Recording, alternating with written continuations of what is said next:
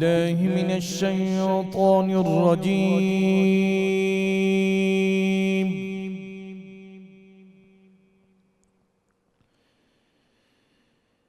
بسم الله الرحمن الرحيم.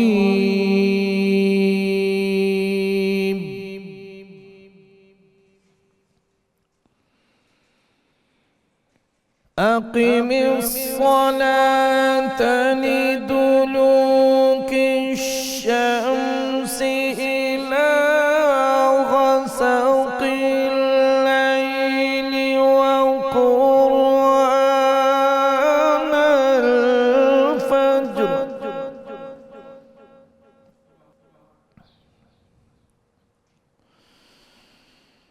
إن قرآن الفجر كان مشهودا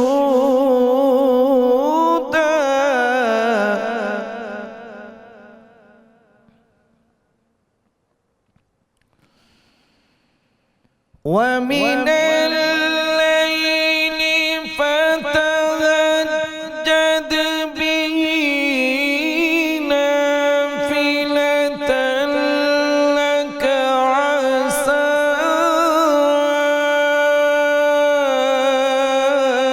أن يبعثك ربك مقاما محمودا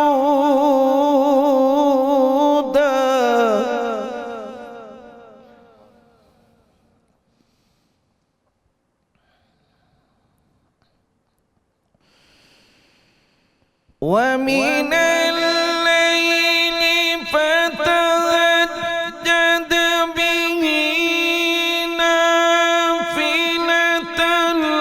لك عسى أن يبعثك ربك مقاما محمودا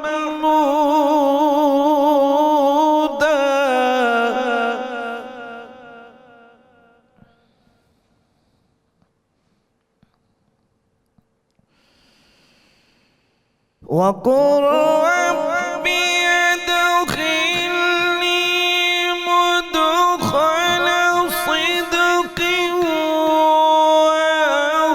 واخرجني مخرج صدق واجعلني من لدنك سلطانا نصيرا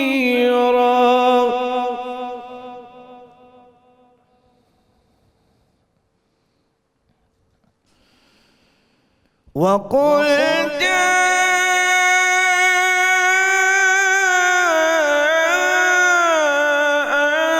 الحق وزهق الباطل إن الباطل كان زهوقا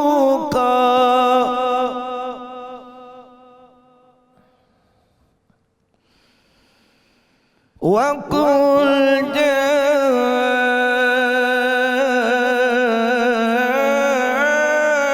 الحق وزهق الباطل إن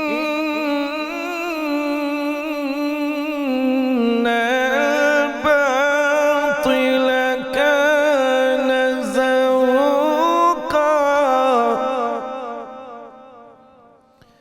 إن الباطل كان زهوقا. صدق الله العلي العظيم. جزاک اللہ. جناب قاری ظفر علی سیالوی صاحب بہت بہت شکریہ. بسم اللہ الرحمن الرحیم. السلام علیکم ناظرین. ناظرین 92 نیوز چینل کی رحمت رمضان ٹرانسمیشن میں آپ کو خوش آمدید کہتے ہیں۔ ناظرین کرام، ہماری آج کی رحمت رمضان ٹرانسمیشن کا جو موضوع گفتگو ہوگا وہ فتح مکہ کا عظیم تاریخی واقعہ ہے۔ یہ وہ عظیم واقعہ سیرت پاک کا وہ عظیم سنگ میل جس سے تاریخ کے ایک نئے دور کا آغاز ہوا۔ کیا اسباب تھے، کیا حالات تھے، اور فتح مکہ کے نتیجے میں کیا اثرات مرتب ہوئے، اور کس طرح تاریخ انسانی ایک نئے دور میں داخل ہوئی۔ ناظرین کرام، تاریخ میں کتنے ایسے واقعات موجود ہیں جن کے بارے میں ہم مورخین کی زبان سے یہ سنتے رہتے ہیں، اگر یہ واقعہ نہ ہوتا تو تاریخ کا دھارا یوں بہہ رہا ہوتا، اور اگر یہ واقعہ پیش نہ آیا ہوتا تو آج تاریخ کا نقشہ یہ ہوتا۔ لیکن حقیقت یہ ہے کہ فتح مکہ تاریخ انسانی کا وہ واقعہ ہے جس کے بعد انسانیت نے ایک نیا جنم لیا۔ اس سے پہلے کی دنیا، اس سے پہلے کی انسانیت کی حالت کچھ اور تھی، اور فتح مکہ کے بعد کی دنیا بالکل مختلف دنیا ہے، جس کی بنیاد حضور رسالت مآب صلی اللہ علیہ وآلہ وسلم نے اس تاریخی موقع پر اپنے اقدامات کے ذریعے سے، اپنے اعلانات کے ذریعے سے اور اپنے فرامین کے ذریعے سے رکھی۔ فتح مکہ کی تفصیلات پر ناظرین کرام ہم اپنے اہل علم سے جو آج ہمارے ساتھ موجود ہیں تفصیل سے گفتگو کریں گے۔ ایک دو ابتدائی باتیں عرض کر کے ہم آگے بڑھتے ہیں۔ جب فتح مکہ کو ہم دیکھتے ہیں، پہلی بات یہ قرآن مجید کی حقانیت کی دلیل واقعہ ہے۔ ہجرت جس وقت حضور رسالت مآب صلی اللہ علیہ وآلہ وسلم مکہ کو چھوڑ کے مدینہ تشریف لے جا رہے تھے، اور مکہ کو چھوڑنے پر آپ بہت غمگین تھے۔ اللہ رب العزت نے ارشاد فرمایا، ان الذی فرض علیک القرآن لرادک الی معاد، اے میرے رسول، جس نے آپ کو قرآن مجید کی ذمہ داریاں سونپی ہیں وہ وقت دور نہیں ہے جب آپ لوٹ کے اس شہر میں آئیں گے اور فاتح بن کے آئیں گے۔ تاریخ نے اور چشم عالم نے، چشم فلک نے دیکھا کہ اللہ کا کیا ہوا یہ وعدہ کس طرح پورا ہوا۔ گویا فتح مکہ اس بات کا اعلان ہے، ہر وہ بات، ہر وہ وعدہ جو حضور رسالت مآب سے کیا گیا، یا ہر وہ وعدہ جو حضور رسالت مآب نے اپنی امت سے کیا، وہ اتنی بڑی اٹل حقیقت ہے، اس نے ہو کے رہنا ہے۔ سوال صرف اتنا ہے کہ ہم اس وعدے پہ یقین کے ساتھ کتنی ثابت قلبی اور کتنی ثابت قدمی کے ساتھ کھڑے ہیں۔ اس کے بعد ناظرین کرام، جب ہم اس واقعے کو دیکھتے ہیں کس طرح تاریخ بدلی، پہلی بات یہ وہ عظیم واقعہ ہے جس میں تدبیر اور تقدیر، ہیومن وزڈم اور ڈیوائن انٹرونشن ساتھ ساتھ کام کرتے ہوئے نظر آتے ہیں۔ ارشاد ربانی ہے، اے میرے رسول، وَقَلَّبُوا لَكَ الْأُمُورَ حَتَّى جَاءَ الْحَقُّ وَظَهَرَ أَمْرُ اللَّهِ، اے میرے محبوب، آپ کے دشمنوں نے آپ کے خلاف کیا کیا نہ کیا، آپ کے خلاف حالات کو، منصوبوں کو، واقعات کو بدلنے کے لیے کیا کیا سازشیں نہ کیں، لیکن اللہ نے اپنے امر کو غالب کر کے چھوڑا، آپ کو غلبہ عطا کر کے چھوڑا۔ اس کے بعد ناظرین کرام ہم دیکھتے ہیں کہ حضور کی جد و جہد صرف غزوات کی جد و جہد نہیں ہے، معاہدات کی جد و جہد بھی ہے۔ آپ نے اپنی اس جد و جہد کے دوران کتنے معاہدے کیے اپنے مخالفین کے ساتھ، اور ان معاہدوں کے اندر جو پروفیٹک وزڈم ہے وہ اتنی زیادہ ہے۔ ناظرین آپ دیکھیں، کوئی ایک ایسا معاہدہ بھی نہیں ہے جس کی مخالفت حضور رسالت مآب کی طرف سے ہوئی ہو۔ ہر معاہدے کو آپ کے مخالفین نے توڑا۔ یہی نہیں، حضور کی بصیرت اتنی جامع ہے، اتنی معجز آفریں ہے، اگر آپ کے مخالفین ان معاہدوں کی خلاف ورزی نہ بھی کرتے، انجام کار حضور ہی کو فتح ملتی۔ فتح مکہ کو بھی ہم دیکھتے ہیں، ایک معاہدہ ہے صلح حدیبیہ جو فتح مکہ کی بنیاد بنا، اور حضور کی بصیرت پہ قربان اس معاہدے میں 10 سال کے لیے جنگ بندی کا فیصلہ کیا گیا تھا، لیکن وہ 10 سال صرف 2 سال میں بدل گئے۔ یہی سبب تھا کہ صلح حدیبیہ کے اندر 2 سال بعد ملنے والی فتح کو پہلے ہی فتح مبین کا عنوان دے کے بیان کر دیا گیا۔ ناظرین کرام، اب حضور کی رحمت للعالمین کو دیکھیں، جس وقت اس معاہدے کو توڑا اہل مکہ نے اور اس کی فریادیں مدینہ پہنچیں، تو آپ صلی اللہ علیہ وسلم نے جو 3 آپشن دیے اہل مکہ کو، ان میں آخری آپشن یہ تھا اگر آپ چاہیں تو حدیبیہ کے معاہدے سے نکل جائیں۔ یہ بدبختی تھی کفار کی کہ انہوں نے آخری شرط کو پہلے قبول کیا۔ اس سے اسلام کا مزاج اور اسلام کے مخالفین کا مزاج بھی سامنے آتا ہے۔ اسلام کس انسانیت کی، انسانیت نوازی کی، انسانی اقدار کی عظمت کی تعلیم دیتا ہے، ابلاغ کرتا ہے، اور اسلام کے مخالفین روز اول سے اسلام کے مقابل کس راستے پہ چلتے رہے ہیں اور کون سا رویہ انہوں نے اختیار کیا رکھا ہے۔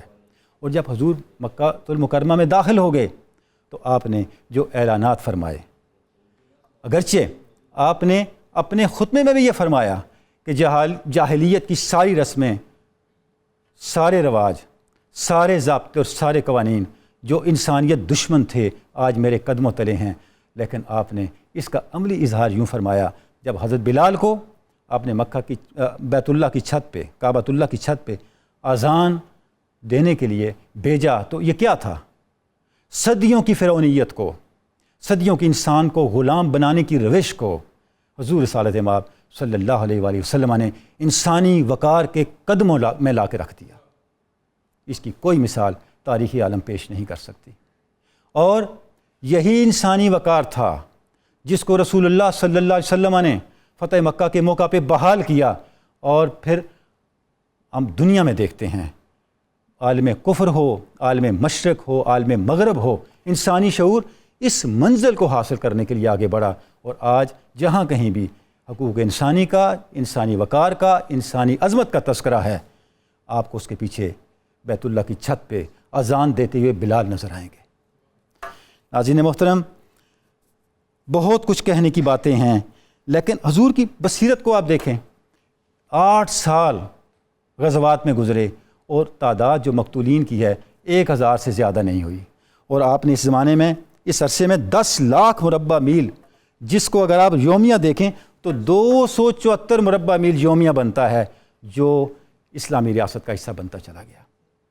آج ہم فتح مکہ کی تفصیلات پر، اس کے اسباب پر، اس کے اثرات پر، اور فتح مکہ کے اندر امت کے لیے کیا سبق ہیں، اور آج کے دنیا میں ملت اسلامیہ جن مسائل سے گزر رہی ہے، ہمارے لیے راستہ کیا ہے، نجات کا راستہ کیا ہے، اسٹریٹجی کیا ہے، حکمت عملی کیا ہو سکتی ہے، ان سب نکات پہ آج ہم گفتگو کریں گے۔ ہمارے ساتھ تشریف فرما ہیں ڈاکٹر شبیر احمد جامی صاحب، جناب علامہ محمود احمد برکاتی صاحب، اور جناب مفتی غلام یاسین نظامی صاحب۔ تفصیل کے ساتھ ہم انشاءاللہ اپنے اسٹوڈیو میں موجود علماء سے رہنمائی لیں گے، اور متاع بے بہا ہے درد و سوز و آرزو مندی۔ ہمارے ساتھ شیر میاں داد خان صاحب اور ان کی ٹیم، ان کے ہم نوا موجود ہیں۔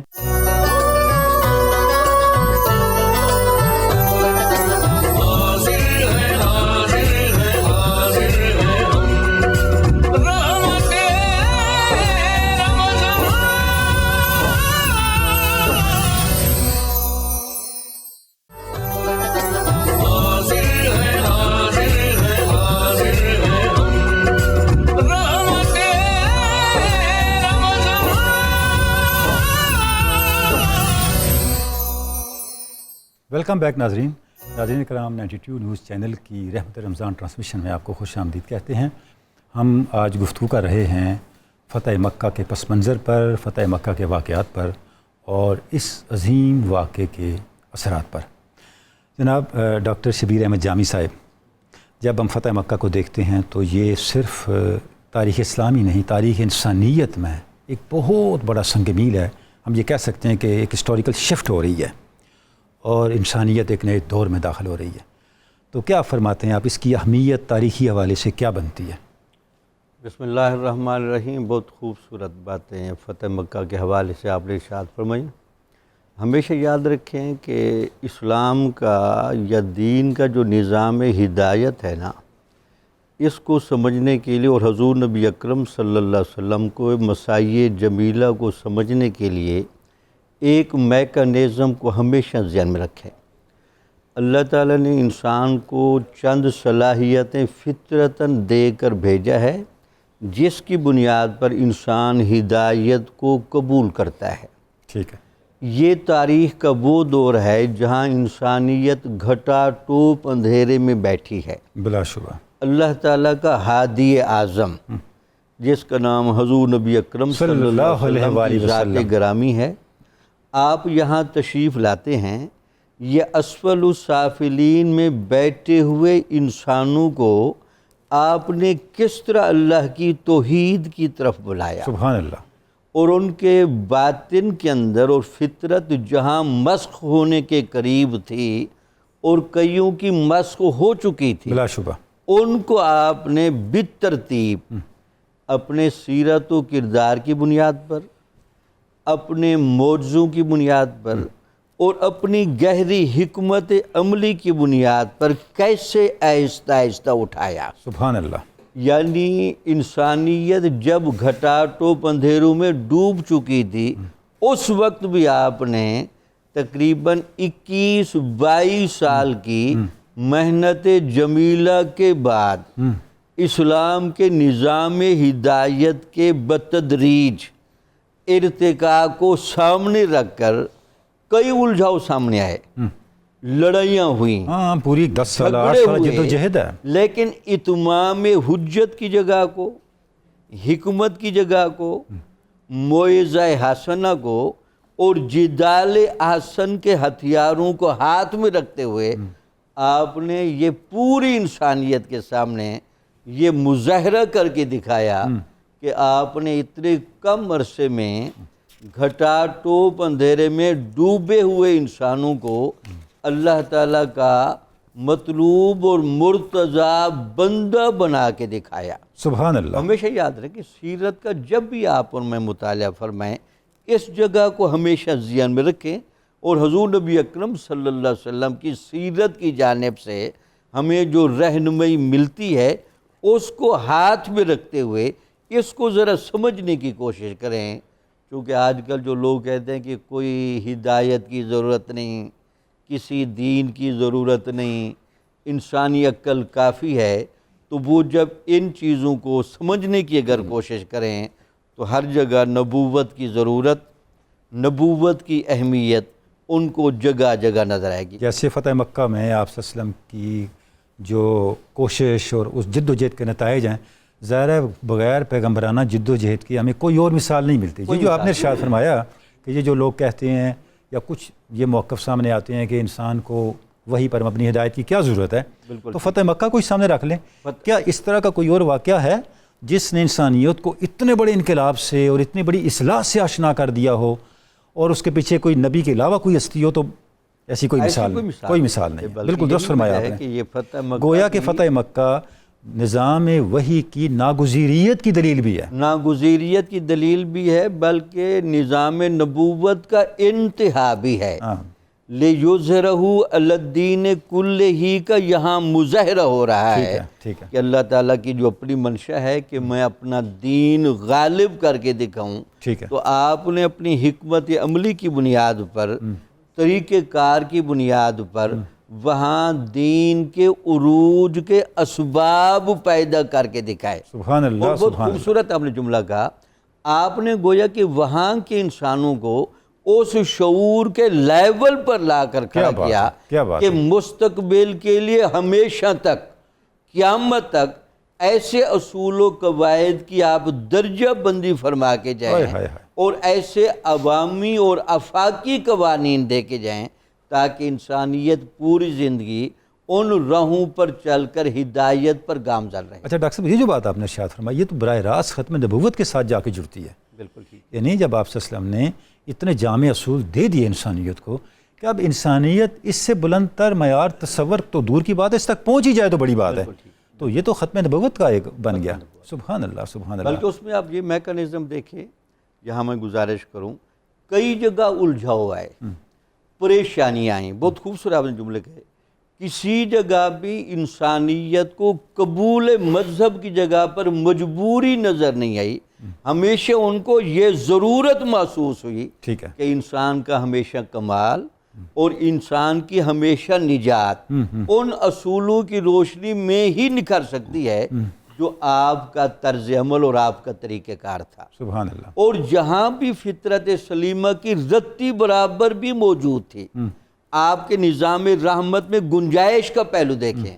حالانکہ یہاں احقاق حق اور ابطال باطل کا جذبہ بھی کامل کار فرما ہے. ٹھیک ہے. لیکن اس کے باوجود بھی جہاں بھی چنگاریاں موجود تھیں قبول ہدایت کے باب میں، وہاں اصول گنجائش بھی رکھا گیا، اصول رخصت بھی رکھا گیا، اور اصول تربیت بھی رکھا گیا. سبحان اللہ. علامہ صاحب، علامہ محمد احمد برکاتی صاحب کی بلا یہ ارشاد فرمائیں کہ یہ جو اتنا بڑا ایک واقعہ ہے، تاریخی واقعہ، اس کے جو اسباب ہیں، ایک تو بڑا سبب ایک تنازع ہوا جو وائلیشن بن گیا صلح حدیبیہ کی، تو اس پس منظر میں اور جو اسباب کے پس منظر میں آپ کچھ ارشاد فرمائیں ناظرین کے لیے. جی، ہمارے ناظرین کے لیے اس حوالے سے گفتگو کرنا کافی مفید رہے گا کہ اس کے بنیادی اسباب میں سے جو سب سے بڑا سبب ہے وہ در حقیقت ایسا تھا کہ ایک شرط کو توڑنا نہیں تھا، وہ پورے معاہدہ کو اور اس کی بنیادوں کو برباد کرنے کے مترادف تھا. وہ جو واقعہ ہوا، صلح حدیبیہ ہو چکی تھی، اس کے 17 یا 18 ماہ کے بعد ہوا یہ کہ اس معاہدہ کے اندر جو شرائط رکھی گئی تھی ان میں سے ایک یہ تھا کہ عرب قبائل کو آزادی ہوگی، دونوں فریقوں میں سے جس کے ساتھ وہ چاہیں اپنا الحاق کر لیں، ٹھیک ہے، جس کے وہ چاہیں حلیف بن جائیں، ٹھیک ہے، یہ آزادی تھی. اب مکہ مکرمہ کے قریب 2 قبائل آباد تھے، قبیلہ بنی بکر اور بنی خزاعہ. ٹھیک ہے. تو بنی خزاعہ جو تھے ان کا رجحان خود نبی کریم صلی اللہ تعالی علیہ وآلہ وسلم کی طرف تھا. ٹھیک ہے. اس کی ایک وجہ یہ بھی تھی کہ اس خاندان کے اکابرین نے ایک دور میں حضرت سیدنا عبد المطلب رضی اللہ تعالی عنہ سے بھی دفاعی معاہدہ کیا تھا. اچھا، تو اس معاہدہ کی وجہ سے ان کی نسلوں کا رجحان حضور کی طرف تھا. یہ تو علامہ صاحب یہ تو پھر تاریخی تسلسل ہوا. ٹھیک ہے. تو بنی بکر جو تھے انہوں نے اپنا تعلق یا اپنی خلافت جو ہے وہ انہوں نے کفار مکہ کے ساتھ قائم کر لی. ٹھیک ہے. اب 18 ماہ گزرے تو ہوا یہ کہ رات کا ٹائم تھا، یہ قریب ترین وطیر ایک جگہ تھی جہاں پر یہ موجود تھے. تو رات کے وقت میں چونکہ ان دونوں قبائل کی اس سے پہلے بھی آپس میں چپکلش تھی، ٹھیک ہے، تو انہوں نے یہ سمجھا کہ تاریک راتیں ہیں، اندھیری راتیں ہیں.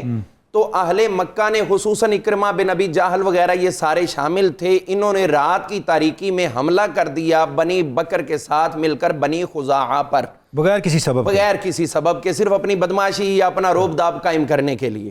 تو اب ادھر بنی خزاعہ جو تھے وہ تو راتوں کو بے فکر ہو کر سوئے ہوئے تھے کہ ہمارا تو اتنا بڑا 10 سال کا معاہدہ ہے، اب بے فکری ہے، اب باقی معاملات زندگی جو ہے وہ ہم اس کو روبہ عمل لائیں اور اپنے امن و سکون کا فائدہ اٹھائیں. اب وہ بے سر و سامان یا بے اسلحہ آرام کر رہے تھے، تو رات کو انہوں نے حملہ کر دیا، اور وہ جو مکہ کے کفار کے سردار یا ان کے بیٹے تھے انہوں نے چہروں پہ نقاب ڈالے ہوئے انہوں نے بھی حملہ کر دیا. اب یہ خالی ہاتھ یہاں سے اپنے آپ کو بچاتے بھاگتے کئی ان میں سے قتل ہو گئے، اور باقی جو ہے وہ حرم کعبہ کے اندر داخل ہو گئے. جب وہاں داخل ہوئے تو انہوں نے وہاں پر بھی ان کو نہیں چھوڑا، وہاں پر بھی حملہ کر دیا. اب ادھر انہوں نے اور جب کوئی ذریعہ نہ مدد کا ملا تو وہیں سے انہوں نے حضور صلی اللہ تعالی علیہ وآلہ وسلم کو مدد کے لیے پکارنا شروع کر دیا. اللہ اکبر. صحن حرم سے. اور حضور کہاں پر جلوہ گر ہیں؟ مدینہ منورہ. اور وقت کون سا ہے؟ پچھلی رات کا، اور تاریک راتیں. اور یہ روایت المعجم الصغیر کے اندر امام طبرانی نے بیان کی ہے، جلد نمبر 2 میں. المعجم الکبیر انہی کی کتاب ہے، اس کی جلد نمبر 24 میں بیان فرمائی ہے. یہی چیز دلائل النبوت کے اندر امام بہقی نے بیان کی، سبل الہدیٰ والرشاد اور زرقانی مواہب اللدنیہ، یعنی سیرت کی جتنی اتھینٹک کتابیں ہیں یہ موجود ہے کثرت کے ساتھ کتب سیر اور احادیث میں. حضور صلی اللہ تعالی علیہ وسلم تشریف فرما تھے، اور اس کو بیان کیا حضرت سیدنا امام جعفر صادق رضی اللہ عنہ. اور امام جعفر صادق نے یہ کہاں سے بات سنی تھی؟ اپنے ابا جی حضرت سیدنا امام باقر سے. اور انہوں نے کہاں سے سنی تھی؟ حضرت سیدنا امام زین العابدین سے. اور امام زین العابدین نے کہاں سے سنی تھی یہ بات؟ ام المومنین حضرت سیدہ میمونہ سلام اللہ علیہا سے. سبحان اللہ. تو حضرت میمونہ بیان فرماتی ہیں کہ اس وقت جب کہ نبی کریم علیہ السلام وضو والی جگہ میں وضو فرما رہے تھے نماز تہجد کی ادائیگی کے لیے، تو اندر سے حضور علیہ السلام کی 3 مرتبہ اونچی آواز میں صدا بلند ہوئی، لبیک لبیک لبیک. اللہ. پھر فرمایا نصرتا نصرتا نصرتا. تو یہ جملے بول کے سرکار وضو خانہ سے باہر تشریف لائے تو ام المومنین عرض کرتی حضور ایسے مجھے لگا جیسے کوئی شخص آپ کے پاس موجود ہے جس سے آپ اتنی بڑی گفتگو فرما رہے ہیں.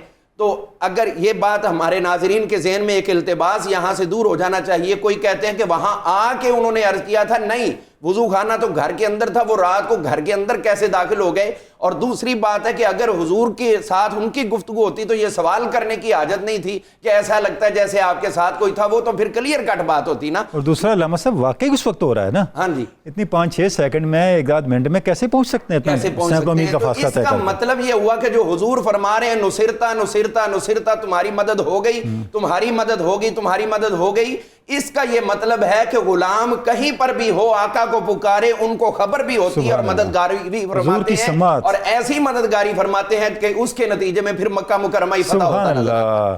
حضور صلی اللہ تعالیٰ علیہ وسلم آپ نے فرمایا یہ راجز تھا, یہ مجھے کہہ رہا تھا, یستصرخنی کے الفاظ ہیں, مجھے چیخ چیخ کے کہہ رہا تھا. اب چیخنا کیسا جو حضرت میمونہ کو سنائی نہیں دیا, اور حضور کو اس کا مطلب ہے کہ وہ مکہ مکرمہ سے ہی صدا بلند تھی جو حضور صلی اللہ تعالیٰ علیہ وسلم نے سماعت کی. اور اس کے 3 دن کے بعد, اس واقعہ کے 3 دن کے بعد حضرت کعب بن مالک, کعب بن عمر جو راجز تھے اس قبیلے کے, یعنی رجز پڑھنے والے تھے, وہ آئے اور یہاں انہوں نے سارے معاملات عرض کیے. حضور صلی اللہ تعالیٰ علیہ وسلم نے یہ سمجھ لیا, سمجھا دیا کہ کفار مکہ جو ہیں انہوں نے معاہدہ کی بنیادی شرط کو توڑ دیا ہے اور ان کو معاف کرنے کا مطلب ہے کہ آئندہ پھر وائلیشن ہوتی رہے گی. اور پھر حضور صلی اللہ تعالیٰ علیہ وسلم نے صحابہ اکرام کو تیار کیا اور 10,000 صحابہ کی جمعیت لے کر, جنہیں بتایا نہیں, اس سے پہلے کہیں جاتے تھے تو بتا دیتے فلاں جگہ جانا فلاں جگہ, یہ سیکریسی رکھی. اور پھر یہاں سے حضور صلی اللہ تعالیٰ علیہ وسلم نے جب مکہ مکرمہ کی طرف سفر شروع کیا تو تب لوگوں کو پتا چلا کہ ہم اس وقت مکہ مکرمہ کی طرف جا رہے ہیں اس راستے پہ جاتے ہوئے.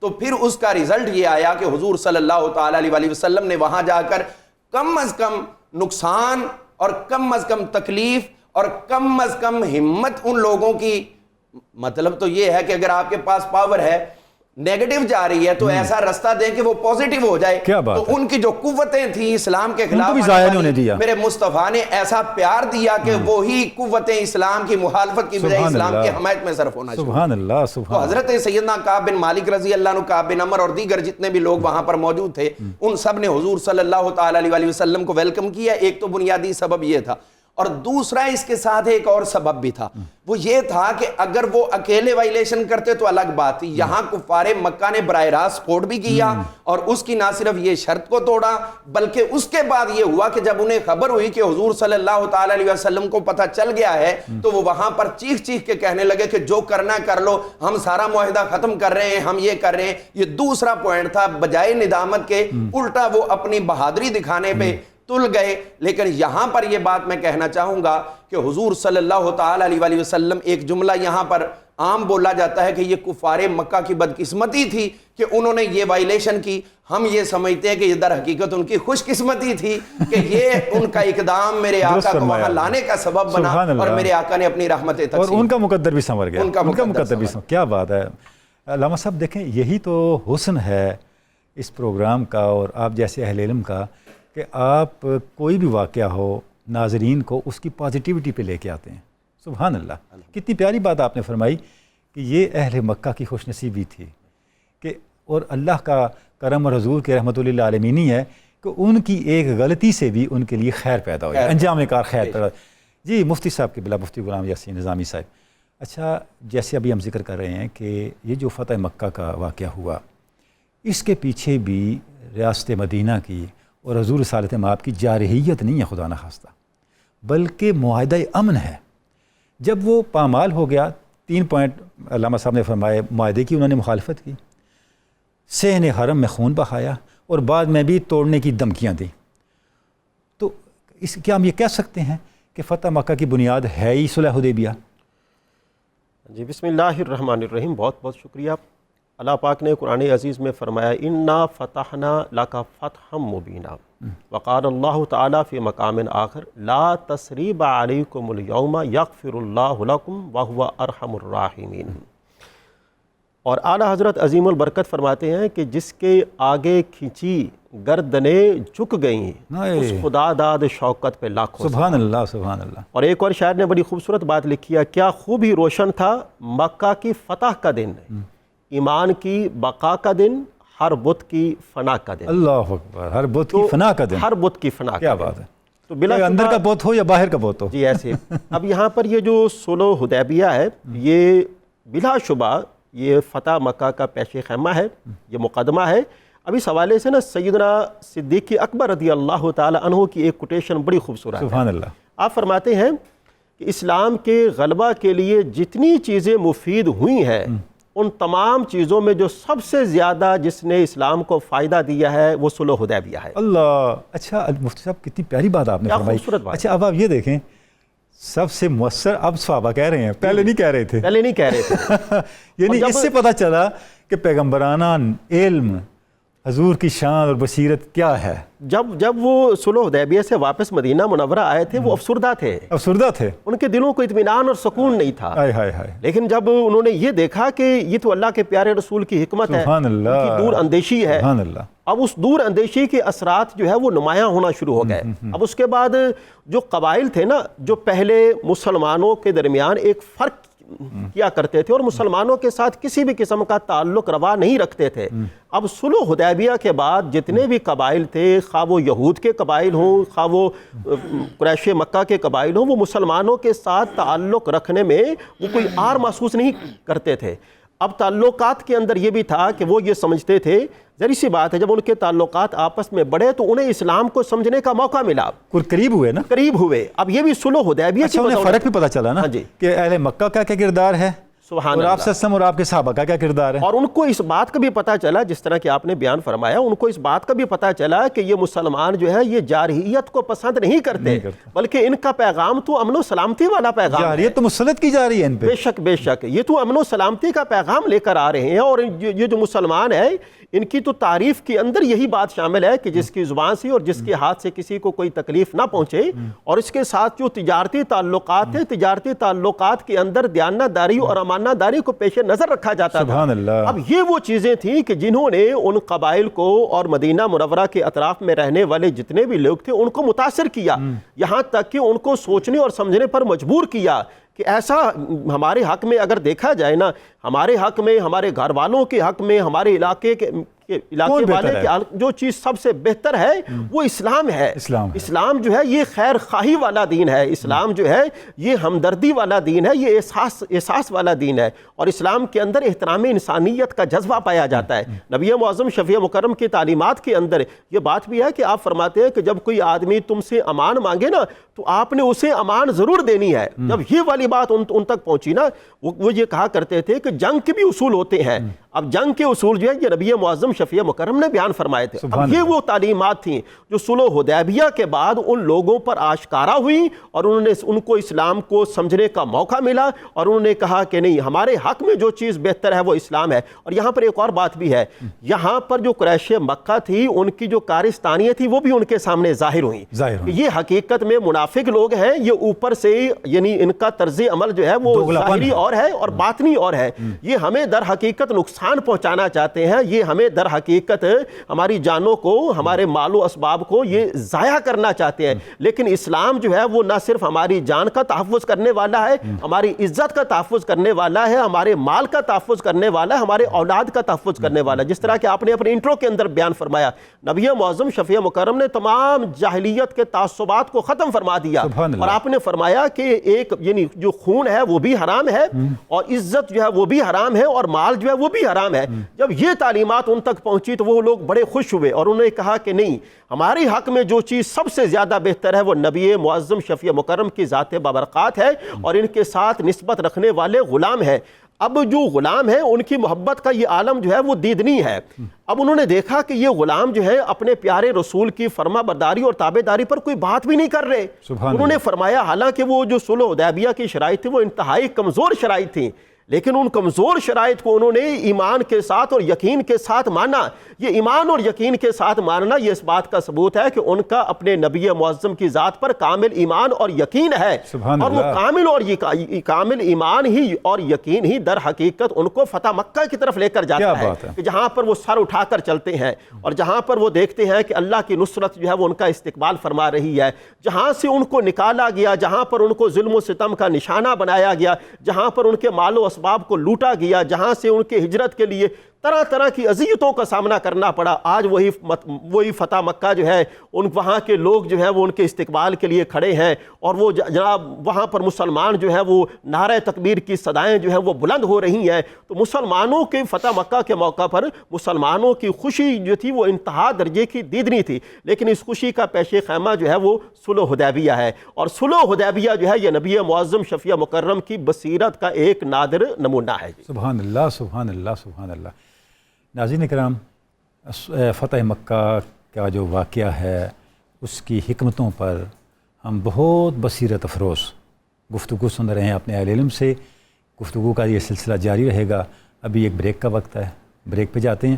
آپ ہمارے ساتھ رہیے گا. بریک کے بعد آپ سے پھر ملاقات ہوتی ہے.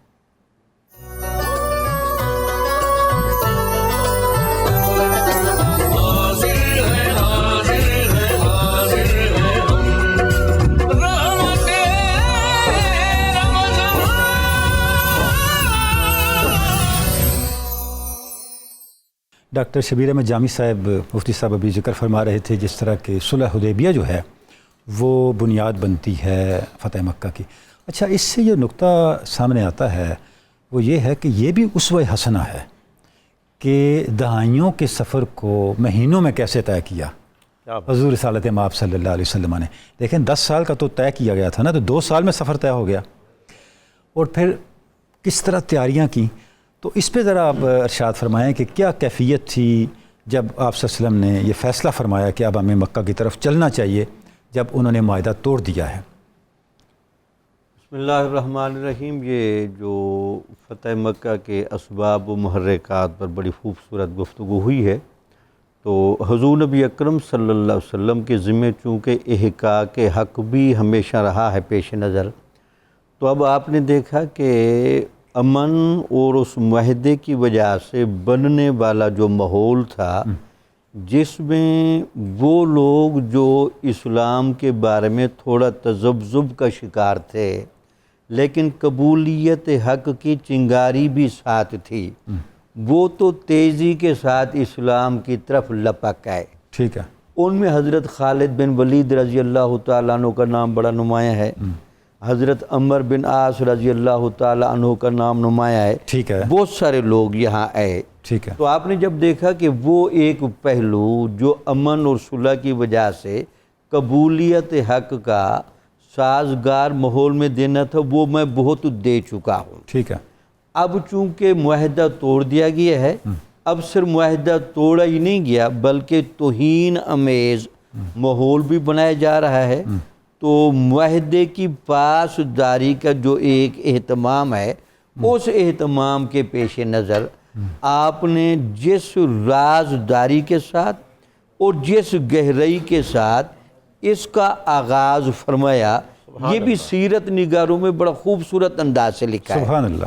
حضور نبی اکرم صلی اللہ علیہ وسلم اپنے معمولات سے ہٹ کر اپنے گھر کے دروازے کے باہر بیٹھ گئے، اور حضور نبی اکرم صلی اللہ علیہ وسلم کی اس اضطرابی اور بے چینی کی کیفیت کو دیکھ کر صحابہ کرام رضوان اللہ تعالیٰ علیہم اجمعین ذرا فاصلے پر آ کر بیٹھ گئے. تو آپ نے حضرت ابوبکر صدیق کو اشارہ کیا کہ میرے پاس ہیں، اور ان کے ساتھ گفتگو میں بتایا کہ یہ قریش مکہ نے اتنی بڑی شرارت کی ہے، بنو خزاع کا بہت قتل عام ہوا ہے. ٹھیک ہے. تو اس کا میں نے بدلہ لینا ہے، تو آپ کیا کہتے ہیں؟ اس کے بعد آپ نے حضرت عمر رضی اللہ تعالیٰ عنہ کو بلایا.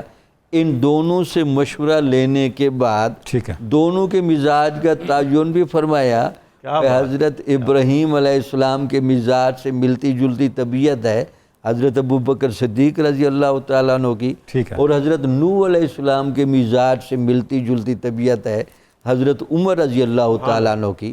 چونکہ احقاق حق کا اور ضرب کاری کا بہترین موقع ہاتھ آ گیا تھا ٹھیک ہے، تاکہ اتمام حجت کامل کر دی جائے۔ کیا بات ہے۔ اب آپ نے اس پورے رازداری کے ماحول میں ایک تو ارد گرد جہاں تک بھی صحابہ کرام رضوان اللہ تعالی علیہ مجمعین موجود تھے، سب تک اعلان کروایا گیا کہ سارے ذہنی طور پر تیار ہو جائیں، ٹھیک ہے، ہم نے 10 رمضان کو نکلنا ہے۔ آگے سفر کا نہیں بتایا گیا کہ کہاں جانا کدھر ہے، اس کا اناؤنس نہیں کیا۔ اکرم صلی اللہ علیہ وسلم نے اس سفر کو جو رازداری کے طور پر قائم رکھا، یہ بھی تہذیبوں کا ایک بہت بڑا لیسن تھا، چونکہ اگر یہ رازداری نہ رکھی جاتی شاید بہت شدید تصادم ہوتا، چونکہ اسلام بھی پورے شباب سے جا رہا تھا اور قریش مکہ نے بھی آخر کار پورا زور لگانا تھا، تو وہ جو تصادم سے بچانے والی یہ جو آپ کی تعلیم تھی وہ بنیادی سبب یہ تھا۔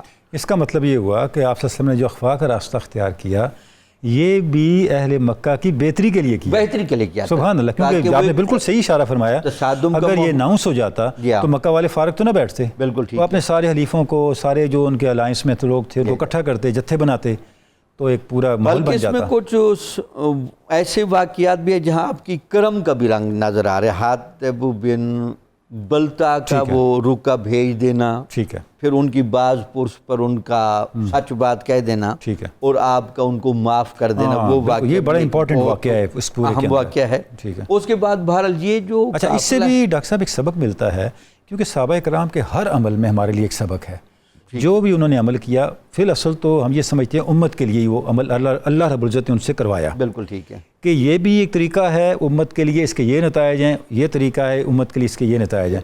پتہ یہ چلا کہ آپ نے بالکل آپ صلی اللہ علیہ وسلم کے فرمان پہ، جس کو کہتے ہیں نا کہ کلیتاً یقین کے ساتھ کھڑے ہو جانا ہے، بالکل ٹھیک، درمیان میں کچھ اسپیس نہیں نکالنا۔ بالکل، صحابی تو کہتے ہی اسے ہیں جو سبحان اپنی مرضی اور رضا کو سبحان اللہ حضور قربان نبی کر دیں، اکرم صلی اللہ عقل علیہ وسلم کی قربان کن مرضی بپیش اور رضا مصطفیٰ پر قربان کر دیں۔ سبحان اللہ۔ آپ نے دیکھا پھر یہ جو قافلہ جو 10,000 کی تعداد میں تھا، ٹھیک ہے، مختلف منازل سے گزرتا اچھا صلح حدیبیہ میں 1400 تھے، یا 1400 تھے، سبحان اللہ، یعنی یہ 2 سال کی ڈیولپمنٹ یہ ہے کہ 1.5 سال کی جی، تو یہ اتنا جمع 10,000 تک جا پہنچا۔ مرء زہران کے مکان پر جس طرح کا پھر وہاں رات کو ماحول بنایا گیا، ٹھیک ہے، حضور نبی اکرم صلی اللہ علیہ وسلم نے صرف افرادی قوت کے زور پر اور ایک ایسے مظاہرے کے طور پر تاکہ آگے صف بندی کا ماحول پیدا ہی نہ ہو سکے اور ایک غیر شعوری نفسیاتی دباؤ کا ماحول ڈالا ٹھیک ہے،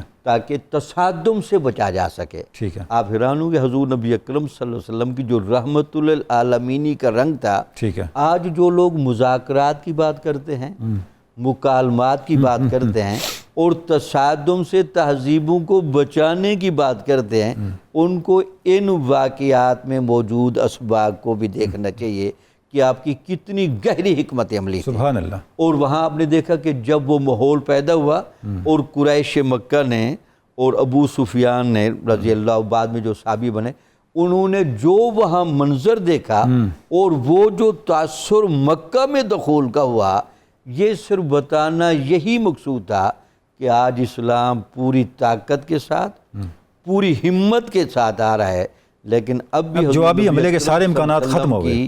طبیعت میں شکر گزاری کے، معافی کے اور رحمت کے جذبات غالب ہیں اور کسی جگہ بھی تصادم سے بچایا گیا۔ سبحان اللہ، سبحان اللہ۔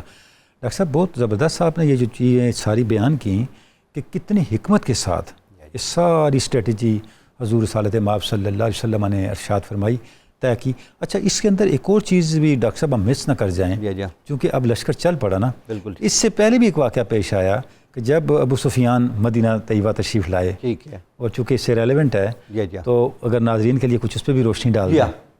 کیونکہ ابو سفیان کے بارے میں لوگوں کا خیال یہ ہے کہ جب بنو خزاع کو بہت زیادہ تکلیفیں دی گئیں تو اس موقع پر ابو سفیان شامل نہیں تھا۔ اچھا، لیکن ان کے بارے میں یہ لوگوں کا خیال ہے کہ وہ پیش بین تھا، اس کو اندازہ تھا کہ اس کا رد عمل شدید ہوگا، اور حضور نبی اکرم صلی اللہ علیہ وسلم کے مزاج سے وہ واقف تھا، اس لیے اس نے دیکھا کہ عجلت کے ساتھ ہم نے جذباتی جملے بھی کہے ہیں، ہم نے معاہدہ بھی توڑ دیا ہے، اور لگتا یہ تھا کہ عالم کفر جو بھی مکہ اور مدینہ کی حدود میں ارد گرد بیٹھا تھا وہ ایک نفسیاتی ضعف کا شکار ہو چکا تھا۔ ان جنگوں میں مسلسل اسلام کی فتح کا رنگ دیکھ کر وہ نفسیاتی طور پر دباؤ کا شکار تھے۔ اس رد عمل کے لیے وہ یہاں آیا بھی صحیح، اور آپ نے دیکھا کہ جب وہ اپنی صاحبزادی کے گھر آیا، حضرت ام حبیبہ رضی اللہ تعالی عنہا کے پاس،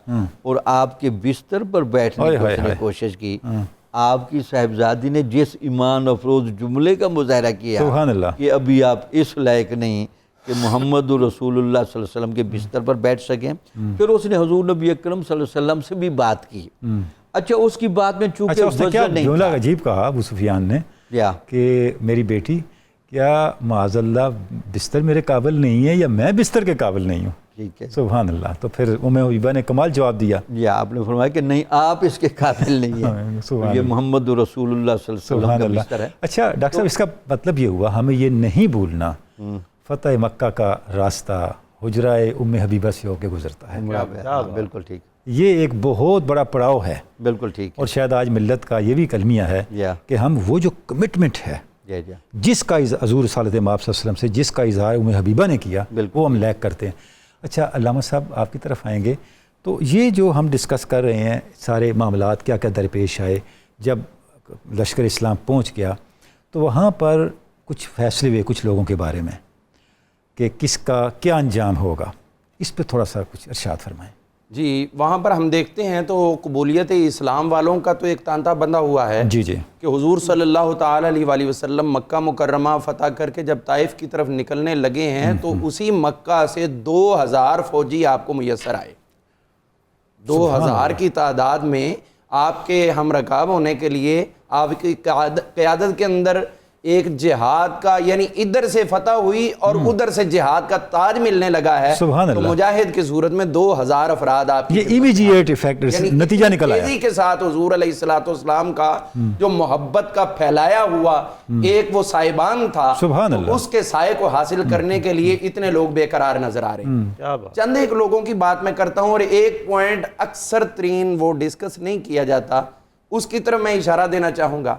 آپ پورے فتح مکہ کو جہاں پر بھی پڑھتے ہیں، جیسے بھی پڑھتے ہیں کتب سیر کے اندر، ایک پوائنٹ جو اس کی طرف شاید کوئی گیا ہو، ہمیں اس کی طرف فوکسنگ کرنی چاہیے کہ فتح مکہ کا بنیادی سبب جو تھا وہ قبیلہ بنی بکر اور بنی خزاعہ کی جنگ تھی، ٹھیک ہے، جو بنی خزاعہ پر مسلط کی گئی، ان کے بہت سے لوگ جو ہیں وہ قتل کیے گئے۔ ٹھیک ہے، اب جب مکہ فتح ہوئے، اس پورے سنیریو کے اندر جہاں لوگ مسلمان ہو رہے ہیں، بنی خزاعہ میں سے کسی ایک فرد نے بھی اپنے مقتولین کو کلیم نہیں کیا۔ کیا بات ہے، آپ کو کہیں نہیں نظر آئے گا کہ انہوں نے آواز اٹھائی ہو ہمارے تو مقتول اسی طرح رہ گئے اور آپ آپس میں پیار محبت کر رہے ہیں۔ جس طرح آپ صلی اللہ علیہ وسلم نے اعلان فرمایا کہ میں سارے دور جاہلیت کے خون معاف کرتا ہوں، سارے میرے قدموں تلے، وہی کھڑے ہو جاتے جی کہ حضور آپ تو ہمارے کہنے پہ تشریف لائے ہیں، ہمارے خون کا کیا بنے گا؟ کچھ تو ہمارے لیے کرے کوئی تالیف قلب، لیکن اس کا یہ مطلب ہے کیا ایمان انہوں نے یہ قربانیاں دے کر مکہ مکرمہ کی فتح کی بنیاد میں اپنا خون ڈال دی۔ کیا بات ہے، تو یہ ایک بات ہو گئی۔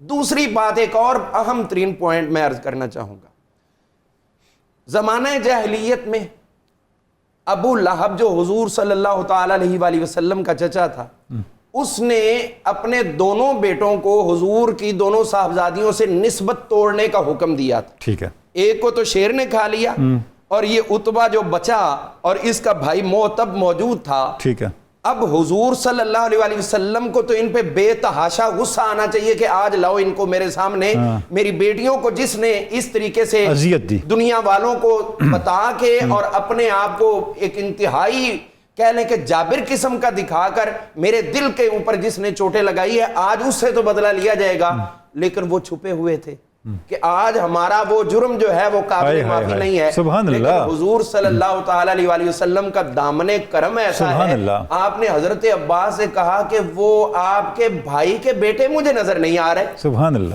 آپ کے بھائی کے بیٹے مجھے نظر نہیں آ رہے۔ انہوں نے عرض کی حضور جیسے باقی کفار سردار کئی چھپے ہوئے ہیں تو وہ بھی چھپے ہوئے ہیں، آپ نے فرمایا جاؤ ان کو لے کے آؤ میرے پاس۔ تو جب وہ گئے اونٹ پر اور ان کو اپنے ساتھ لے کر آئے اور یہ دونوں بھائی عتبہ اور معتب دونوں آپ کی خدمت میں پہنچے تو حضور صلی اللہ تعالی علیہ وسلم ان کو آتے ہوئے دیکھ رہے ہیں، آپ کا چہرہ خوشی سے کھل رہا ہے اور آپ نے ان کو پکڑا اور حرم میں لے کر آئے اور آپ کا چہرہ اتنا خوشی کے ساتھ کھلا جا رہا ہے.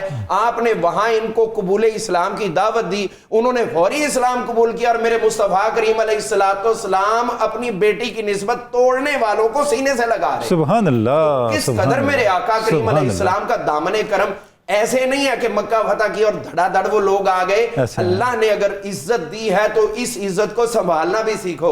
اگر کامیابی فتح عطا کر دی ہے تو لاشوں کے پشتے لگانے کی بجائے وہاں محبتیں تقسیم کرو اور ان کے گھر اور ان کے معاملات کاروبار کو فتح کرنے کی بجائے ان کے دلوں کو فتح کرو. اچھا علامہ صاحب دیکھیں، تاریخ میں ہمیں یہ ملتا ہے جب آپ صلی اللہ علیہ وسلم تک یہ اطلاع پہنچی کہ لوگ مکہ چھوڑ کے جا رہے ہیں خوف کی وجہ سے، تو آپ نے اعلان فرمایا کوئی مکہ چھوڑ کے نہ جائے. الیوم یوم المرحمہ ولا یوم الملحمہ. جب صدا بلند ہوئی تھی الیوم یوم الملحمہ، آج خون بہانے کا دن ہے، میرے آقا نے شدید ناپسندیدگی کا اظہار کیا. حالانکہ وہ جنگی رجز تھا کہ جہاں سے حضور صلی اللہ علیہ وسلم کو رات کے ٹائم پہ ہجرت پہ مجبور کیا گیا اور میرے آقا نے پہاڑی کی چوٹی پہ کھڑا ہو کر دور سے اس مکہ مکرمہ کو اور بیت اللہ کو دیکھتے ہوئے کہا تھا کہ تجھے چھوڑ کے جانے کو میرا دل نہیں کر رہا.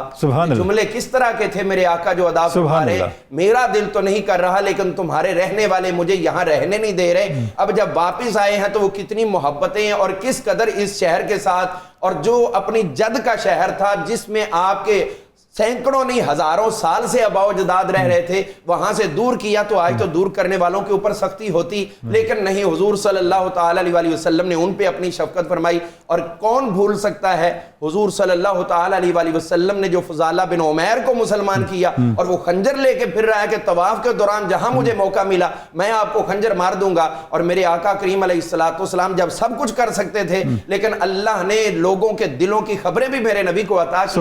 تو آپ صلی اللہ علیہ وسلم جب فضالہ آپ کے پاس آیا تو آپ نے دیکھتے ہوئے فرمایا فضالہ تیرے دل میں کیا ہے؟ کہنے لگا حضور کچھ بھی نہیں. فرمایا ہم جانتے ہیں تو جو کچھ کرنا چاہتا ہے، تیرے ارادے اچھے نہیں. اور میرے آقا مسکرا رہے ہیں، جو قتل کا پلان لے کے آ رہا ہے اس کو حضور دیکھ کر مسکرا رہے ہیں. اور فضالہ کہتے ہیں کہ میں تو آپ کو شہید کرنے کا ذہن کے اندر پورا پلان بنا چکا تھا لیکن آقا نے میرے سینے پہ ہاتھ لگایا، ایسا ہاتھ لگایا کہ میرے دل کی ساری قدورتیں ختم ہو گئی اور ان قدورتوں کی جگہ پہ میرے مصطفیٰ کی محبت آ گئی. اور میں چاہتا تھا کہ کاش دنیا کی کوئی چیز ہو تو حضور علیہ السلام حکم دے، میں دنیا بھر سے ٹکرا جاؤں گا. حضور صلی اللہ علیہ وسلم کی محبت کو اپنے دل کے اندر اس قدر مضبوط. سبحان اللہ سبحان اللہ. یعنی لشکر اسلام کی تلوار سے زیادہ مؤثر نگاہ مصطفیٰ تھی کہ وہ مخالفین کے دلوں سے جو عداوت کی گرد تھی، عداوت کے غبار تھے، اس کو دھو رہی تھی اور لوگ دلوں سے جو ہیں وہ آپ صلی اللہ علیہ وسلم کے غلام بن رہے ہیں. آپ کی اجازت سے تھوڑا سا ٹچ دینا چاہوں گا. اس میں ہمیں نہیں بھولنا چاہیے کہ حضرت سیدنا ابوبکر صدیق رضی اللہ عنہ کے والد محترم بھی مسلمان ہوئے اور میرے آقا نے وہ تاریخی جملہ بولا جب وہ آئے، فرمانے لگے ابوبکر یہ تمہارے والد قابل احترام تھے، ان کو ٹھہرا دیتے، مجھے کہتے میں خود چلا جاتا. یعنی فاتح مکہ ہو کر پھر بھی ان کو اپنے پاس ان کا آ جانا اور آپ کا معاف کر دینا بہت بڑی بات تھی. فاتح عالم کیسے عزت ہے، فاتح عالم مفتو کے پاس جانے کے لیے تیار ہے. سبحان اللہ. مفتی صاحب کتنا ذکر جمیل، کتنا نورانی تذکرہ ہو رہا ہے. اچھا جب یہ سارا معاملہ ہو رہا تھا اس وقت آپ نے کچھ اعلانات بھی فرمائے. ایک تو خطبہ ہے نا، اس کے علاوہ بھی آپ نے کچھ اعلانات فرمائے. جیسے حضرت ابو سفیان نے اسلام قبول کیا، کچھ اعلانات فرمائے. تو ان اعلانات کا ذرا تذکرہ فرمائیں اور اس کے کیا اثرات ہوئے ذرا اس پہ. بسم اللہ الرحمن الرحیم. اعلیٰ حضرت عظیم البرکت فرماتے ہیں خائی قرآن نے خاک گزر کی قسم، اللہ اکبر، اس کفے پا کی کرامت پہ لاکھوں. سبحان اللہ. اس سفر مبارک کیا خوبصورت سفر ہے. نبی معظم شفیع مکرم جب اپنے اصحاب کے ساتھ مکہ مکرمہ میں داخل ہوئے اس وقت آپ نے ایک ندا دینے والے سے کہا کہ آپ نے یہ ندا کرنی ہے، جو آدمی سرنڈر کر لے اس کے لیے امان ہے، جو آدمی اپنے گھر کا دروازہ بند کر لے اس کے لیے بھی امان ہے، جو آدمی حرم کعبہ میں داخل ہو جائے اس کے لیے بھی امان ہے. اور چوتھا اعلان، جو آدمی ابو سفیان کے گھر میں داخل ہو جائے اس کے لیے بھی امان ہے. سبحان اللہ. اور اس کے بعد صحابہ اکرام نبی معظم شفیع مکرم اپنی زبان مبارک سے اللہ اکبر کی صدا بلند کرتے جا رہے تھے آپ کی تائید میں صحابہ اکرام کی زبانوں پر بھی یہی کلمات ہیں۔ اس کے بعد اللہ کے پیارے رسول بیت اللہ شریف میں داخل ہوئے، اور بیت اللہ شریف میں داخل ہو کر جو سب سے بڑا بت ہے حبل نامی، آپ نے اپنی ضرب کے ساتھ، عصا مبارک آپ کے پاس تھا، اس سے ضرب لگائی، اور آپ اپنی زبان مبارک سے یہ آیا مبارکہ تلاوت کرتے جا رہے تھے، وَقُلْ جَاءَ الْحَقُّ وَزَهَقَ الْبَاطِلُ إِنَّ الْبَاطِلَ كَانَ زَهُوقًا۔ سبحان اللہ۔ جب آپ نے بیت اللہ شریف کو بتوں سے پاک فرما دیا، اس کے بعد پھر آپ نے وہ سارے کے سارے کفار مکہ، قریش مکہ آپ کے پاس جمع ہوئے۔ جب وہ آپ کے پاس جمع ہوئے تو اللہ کے پیارے رسول صلی اللہ علیہ وآلہ وسلم نے فرمایا بتاؤ آج تمہارے ساتھ کیا سلوک کیا جائے۔ اب یہاں پر بڑی غور طلب بات ہے، انہوں نے آگے سے کہا دیکھیں وہ لوگ حضور کی ذات سے بھی واقف ہیں اور حضور کے والد کی ذات سے بھی واقف ہیں۔ سبحان اللہ۔ وہ کہتے ہیں انتا اخن کریم، آپ کریم بھائی ہیں، وابن اخین کریم، اور کریم بھائی کے بیٹے ہیں۔ سبحان اللہ۔ نبی معظم شفیع مکرم کے والد محترم کی عظمت کو بھی بیان فرمایا۔ جب یہ والا جملہ انہوں نے اپنی زبان سے کہا تو اللہ کے پیارے رسول صلی اللہ علیہ وآلہ وسلم نے فرمایا لا تثریب علیکم اليوم اذهبوا انتم الطلقاء، جاؤ آج تم سے کوئی باز پرس نہیں ہے، میں نے تم سب کو معاف کر دیا، میری طرف سے تم سارے کے سارے آزاد ہو۔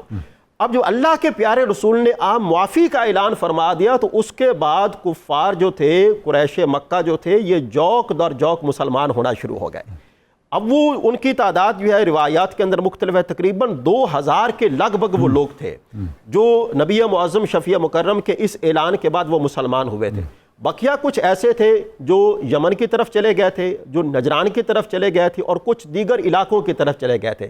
لیکن جو بھی نبی معظم شفیع مکرم کے سامنے آتا اور یہ معافی کا اعلان سنتا تو وہ دین اسلام کو قبول کیے بغیر نہیں رہ پاتا۔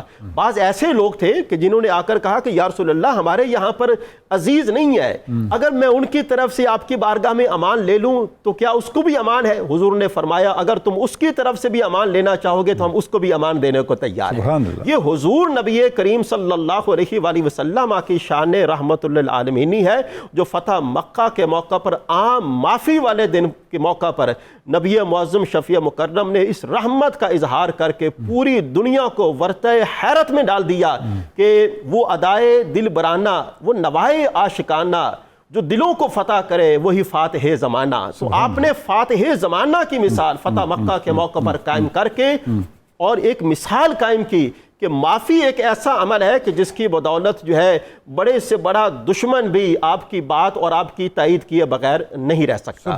تو یہ وہ اعلانات تھے جو اللہ کے پیارے رسول صلی اللہ علیہ وآلہ وسلم نے فرمائے تھے۔ سبحان اللہ۔ مفتی صاحب یہ ہم دیکھتے ہیں کہ اگر آپ چاہتے اور انتقام لیتے، جیسے علامہ برکاتی صاحب نے کچھ اشارے کیے، تو یہ قانونی لحاظ سے غلط نہ ہوتا۔ جی بالکل بالکل۔ جو بین الاقوامی آج کا بھی جو جنگی قانون ہے یا اس زمانے کے جو جنگی رسوم و رواج تھے اس کے لحاظ سے، کسٹم جو لوکل تھا اس کے لحاظ سے یہ کوئی زیادتی نہ ہوتی، لیکن آپ کی شان کریمی تھی کہ آپ نے ایک ایسا معیار قائم کیا جس کی کوئی مثال نہیں ملتی۔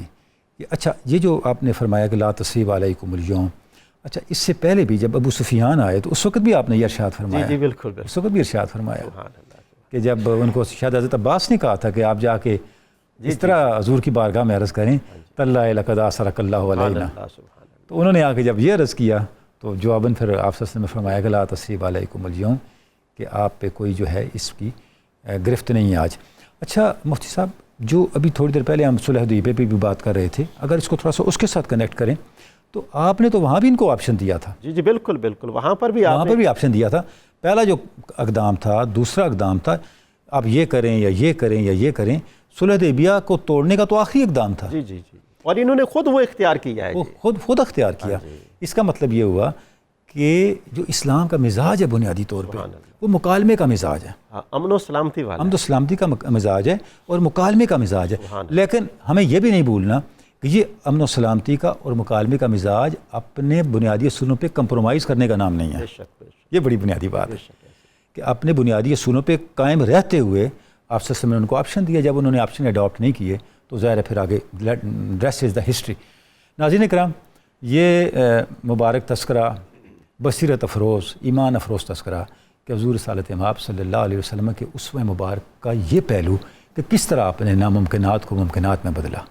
اس پہ ہم اہل علم سے بات کر رہے ہیں اور یہ بات مزید بھی آگے گفتگو جاری رہے گی. ابھی ایک بریک کا وقت ہے, ہم بریک پہ جاتے ہیں, آپ ہمارے ساتھ رہیں گے. انشاءاللہ تھوڑی دیر بعد آپ سے پھر ملاقات ہوتی ہے.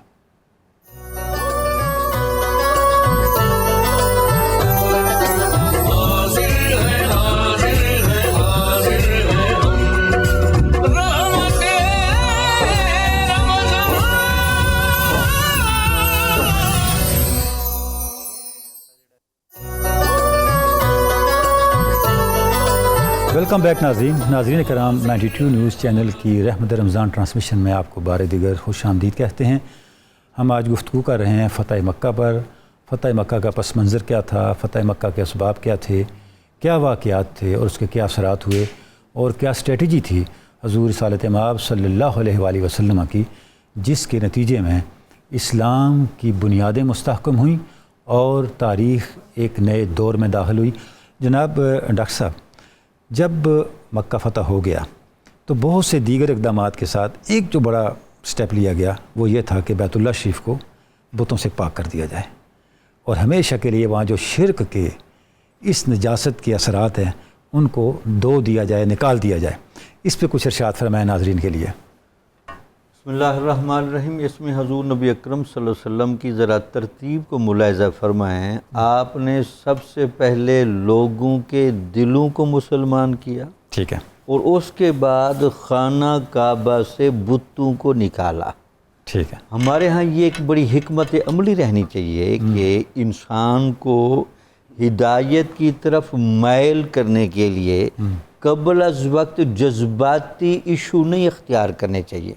ایسا بھی ممکن ہو سکتا تھا کہ آپ جو ہی گئے اور ایک جارحانہ رنگ ہوتا اور اس جارحیت کے نتیجے میں فوراً بت توڑ دیے جاتے جیسے فاتحین کرتے ہیں, اور ایک رد عمل ہوتا تو دیگر لوگ جن کی ابھی تک بتوں سے وابستگی تھی بڑی بنیادی بات آپ نے شدید رد عمل کا اظہار کرتے.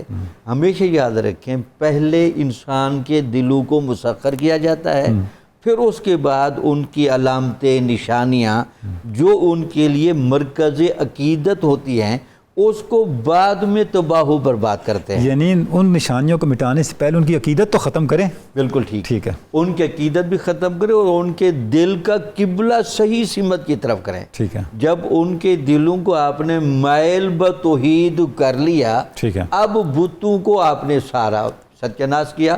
بلکہ اس میں آپ نے کچھ معجزات بھی ارشاد فرمائے کہ آپ صرف بت کی طرف اپنی چھڑی کرتے تھے, بت گر جاتے تھے. اور کچھ بتوں کو آپ نے گرانے کے لیے حضرت علی رضی اللہ تعالیٰ عنہ کو یہ اعزاز بھی دیا کہ آپ کے کندھوں پر سوار ہو کر انہوں نے بھی بہت سارے بتوں کے نشانات کو بھی ہٹایا اور بت بھی گرائے. یعنی ایک تو یہ ہے کہ آپ نے یہ جو سارا عمل کیا اس تہذیب کے اندر موجود سلامتی اور امن اور رحمت کے تمام مظاہروں کے نتیجے میں قبولیت حق کو اجاگر کر لیا, ٹھیک ہے, اپنے دامن رحمت سے وابستہ کر لیا.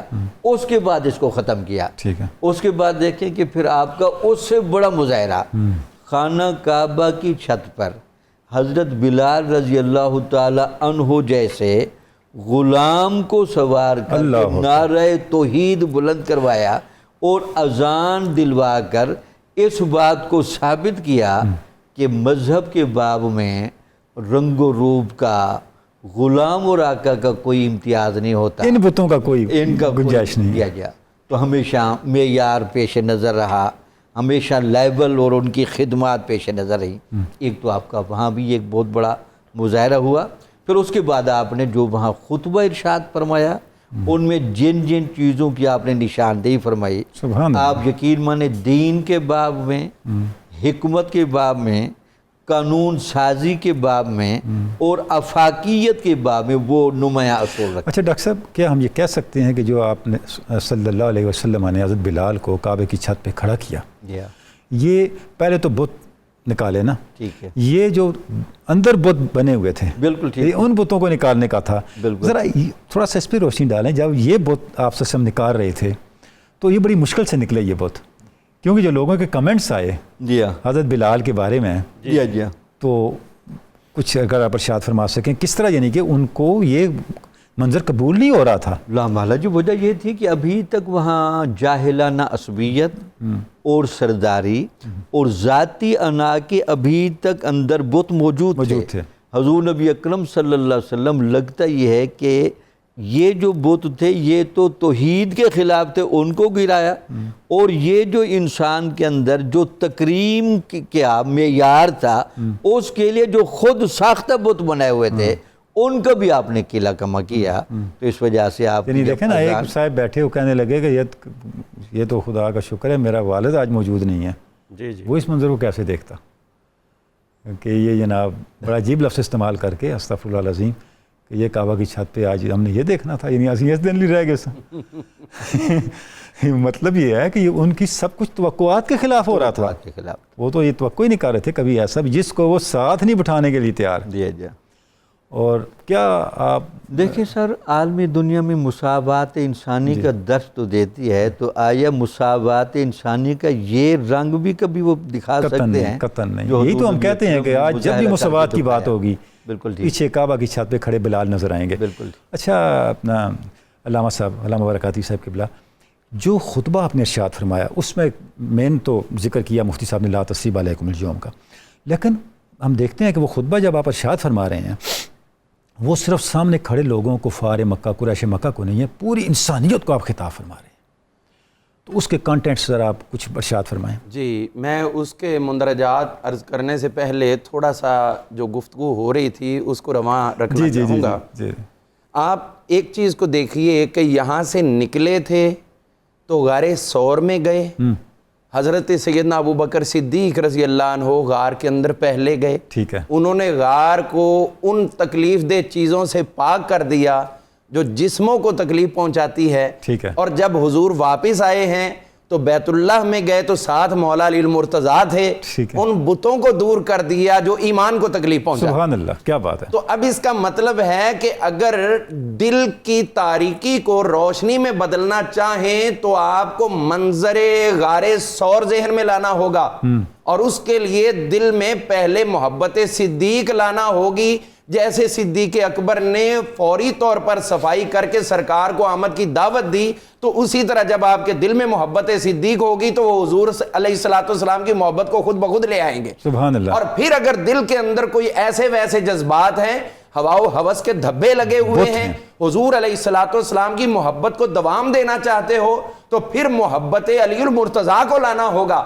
جب آپ ان کو لاؤ گے تو وہ اپنے فقر سے اور اپنی اس کرم نوازی سے دلوں کے اندر ہوا و ہوس کے بتوں کو توڑ دیں گے، اور پھر پیچھے صاف شفاف شیشہ جو ہے اس میں چہرہ مصطفیٰ کے جلوے نظر آنے لگے. سبحان اللہ. تو ہم دیکھتے ہیں نبی کریم صلی اللہ تعالیٰ علیہ وسلم جب ادھر تشریف لائے تو خطبے کے اندر آپ نے جو کلمات بیان فرمائے، چونکہ کفار مکہ جو اس وقت کفار تھے، بہت سے لوگ مسلمان ہو چکے تھے، لیکن جب آپ نے پوچھا تھا کہ مجھ سے کس چیز کی توقع رکھتے ہو تو انہوں نے یہی کہا تھا انت کریم وابن کریم وفی روایت انت اخ الکریم وابن اخ کریم. آپ خود کریم ہیں اور کریم باپ کے بیٹے ہیں، تو آپ نے پھر کرامت وہاں اپنے والد گرامی قدر کی یہ ظاہر کی، یہ بتا دیا کہ اپنے آباء و اجداد نیک ہونا تو ان پہ فخر کیا کرو، اور جب ان کی کوئی بات آئے تو پھر ان کا فیضان بھی جاری کیا کرو. حضور صلی اللہ تعالیٰ علیہ وسلم نے اپنے والد گرامی قدر کا فیضان جو عطا کیا وہ یہ عطا کیا کہ اگر قتل خطا ہوگی تو اس کی دیت جو ہے جو میرے بابا جان کے 100 اونٹوں کی رکھی گئی تھی میں اسی کو تمہارے درمیان برقرار رکھتا ہوں. سبحان اللہ. تو آج تک دیت جو ہے وہ 1400 سال سے وہی چل رہی ہے جو حضور صلی اللہ تعالی وسلم کے والد کریم کے بدلے میں آپ کے والد محترم حضرت عبد المطلب رضی اللہ نے 100 اونٹوں کی صورت میں پیش کی، وہی آج تک جو ہے وہ جاری و ساری ہے. اسی طرح حضور صلی اللہ تعالی علیہ وسلم نے یہاں پر یہ فرما دیا تھا کہ یہ جتنا پہلے خون خرابہ ہو چکا ہے آج کے بعد اس پہ کوئی بات نہیں ہوگی. ٹھیک ہے. یہ سب سے بڑا پوائنٹ ہے. ڈسکشن منع کر دی. نہ ہمارے کہیں گے کہ بدر میں ہمارے فلاں فلاں شہید ہوئے، فلاں فلاں احد میں ہمارے شہید ہوئے، نہ تم کہو گے کہ فلاں فلاں ہمارے رشتہ دار اس طرح قتل ہوئے۔ وہ جہالت کی رشتہ داریاں ختم، اب روحانیت کی رشتہ داری شروع ہے۔ جب بھی فخر کرنا ہے اپنے جذبہ جہاد پہ فخر کرنا۔ سبحان اللہ۔ تو یہ ایک بہت بڑا پوائنٹ تھا جو حضور صلی اللہ علیہ وسلم نے ان لوگوں کو عطا فرمایا اور اپنے خطبے کے دوران۔ اور اسی طرح ہم دیکھتے ہیں کہ حضور صلی اللہ علیہ وسلم نے یہاں پر ایک اور اعلان بھی فرمایا، جو حضرت ابو سفیان جو مسلمان ہو چکے تھے، ان کی زوجہ ہندہ نے ایک سوال پیش کیا، یہ آج کی عورتوں کو بینیفٹ دیا، بڑی بات ہے، اور وہ یہ تھا کہ انہوں نے کہا کہ میرا خامد جو ہے وہ راجل شحیح، وہ ذرا پیسے کے معاملے میں بڑا حساب کتاب رکھنے والا ہے، اور مجھے کئی دفعہ ضرورت زیادہ ہوتی ہے، تو پھر میں کیسے پوری کروں؟ تو کیا میں لے سکتی ہوں ان کے مال سے؟ تو آپ نے فرمایا ہاں، ضرورت جس کی ہو وہ لے سکتی ہو، ضرورت سے زائد نہیں لے سکتی۔ تو آج اگر کوئی بیوی اپنے خامد کے مال میں سے اس کی اجازت کے بغیر اپنی ضرورت کو پورا کرنے کے لیے، اور یہ جینین ضرورت ہو، اس کو پورا کرنے کے لیے مال لیتی ہے، تو یہ بھی فتح مکہ کے موقع پر میرے مصطفیٰ کی عطا کی ہوئی کنسیشن ہے۔ اچھا برکاتی صاحب، یہ جو آپ نے پوائنٹ، بڑا یونیک پوائنٹ آپ نے ہائی لائٹ کیا، سوچنے کی بات ہے۔ جنگی ماحول ہے، قتل مقاتلے، خون کی مافیاں، ایسی باتیں ہو رہی ہیں، اور ایک خاتون آتی ہے اور انتہائی پرسنل مسئلہ پیش کر دیتی ہے، کوئی ماحول میں بنتا نہیں ہے۔ اچھا، اس کا مطلب کیا ہوا؟ اس کا مطلب یہ ہوا جو لوگ مسلمان ہو رہے تھے اس تصور کے ساتھ ہو رہے تھے، اب ہمارا کوئی عمل حضور کے خلاف نہیں ہوگا، اور انہوں نے فوری حضور علیہ السلام سے گائیڈنس لینا شروع کر دیا، کیونکہ اگلے لمحے اس پہ عمل بھی ہو سکتا ہے نا، گھر جا کے پیسے نکلوانے پڑ سکتے ہیں، تو وائلیشن نہ ہو جائے۔ یعنی انہیں پتا تھا کہ ہم جو کلمہ پڑھ رہے ہیں اس کا مطلب کیا ہے۔ اس سے پہلے لیتے تھے تو وہ ناجائز ہوتے تھے، اب حضور سے رہنمائی لیں گے، جیسے آپ فرمائیں گے ویسے کرتے جائیں گے۔ اور ان لوگوں کے دلوں میں اسلام کیسے مضبوط ہوا، آپ پوری ہسٹری پڑھ لیں۔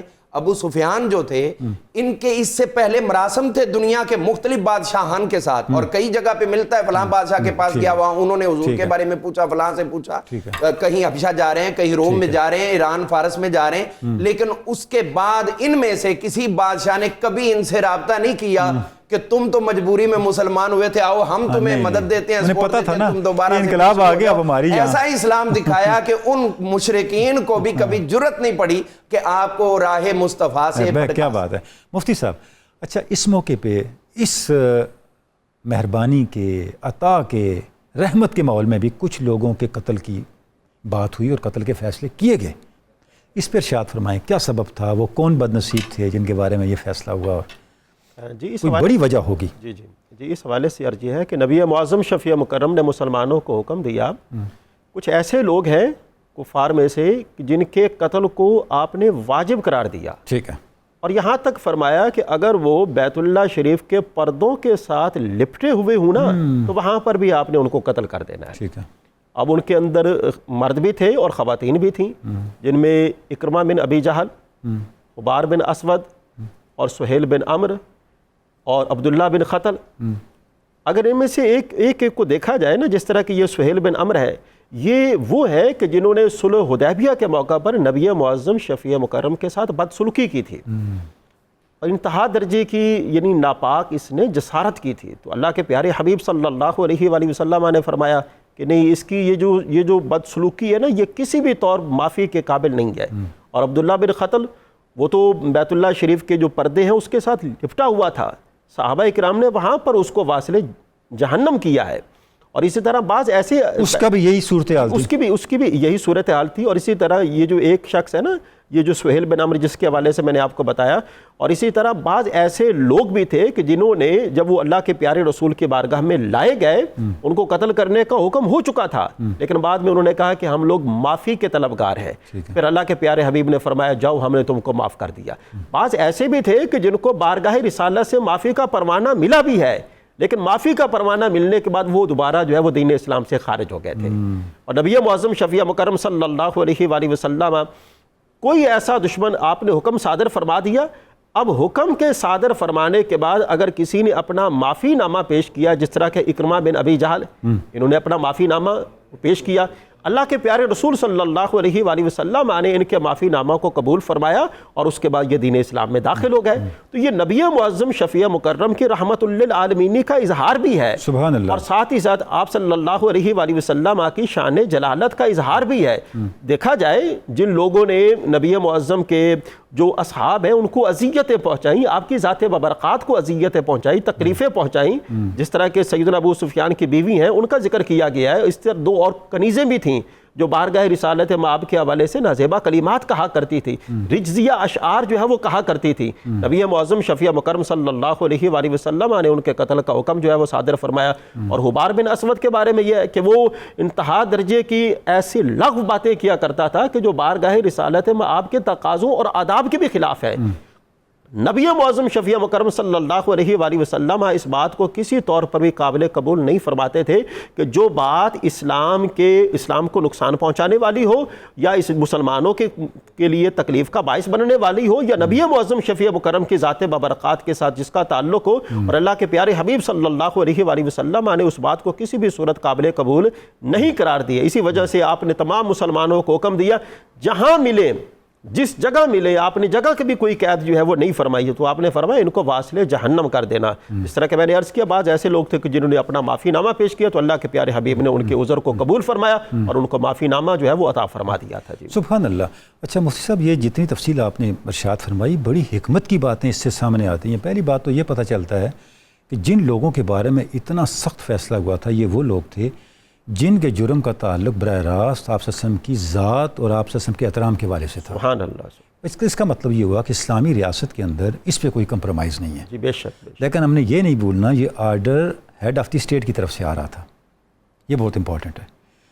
یہ لشکر اسلام کے سربراہ کی طرف سے آ رہا تھا, یہ عام آدمی کی طرف سے نہیں تھا. بے شک. تو اس کا فیصلہ تو قانون کرے گا, اتھارٹی کرے گی, لیکن کمپرومائز کوئی نہیں ہے. ایک تو یہ بات پتہ چلی. اور دوسرا جو آپ نے ارشاد فرمایا کہ کئی لوگ بعد میں مرتد ہو گئے, اس لیے تو آپ معافی نہیں دے رہے تھے کہ ان کا انجام ہونا ہی ہے. سبحان اللہ, یعنی کیا بصیرت ہے. سبحان اللہ. ناظرین کرام, گفتگو کا سلسلہ جاری ہے لیکن ابھی ایک بریک کا وقت ہے. ہم بریک لیتے ہیں اور تھوڑی دیر بعد آپ سے پھر ملاقات ہوتی ہے. آپ ہمارے ساتھ رہیں گے.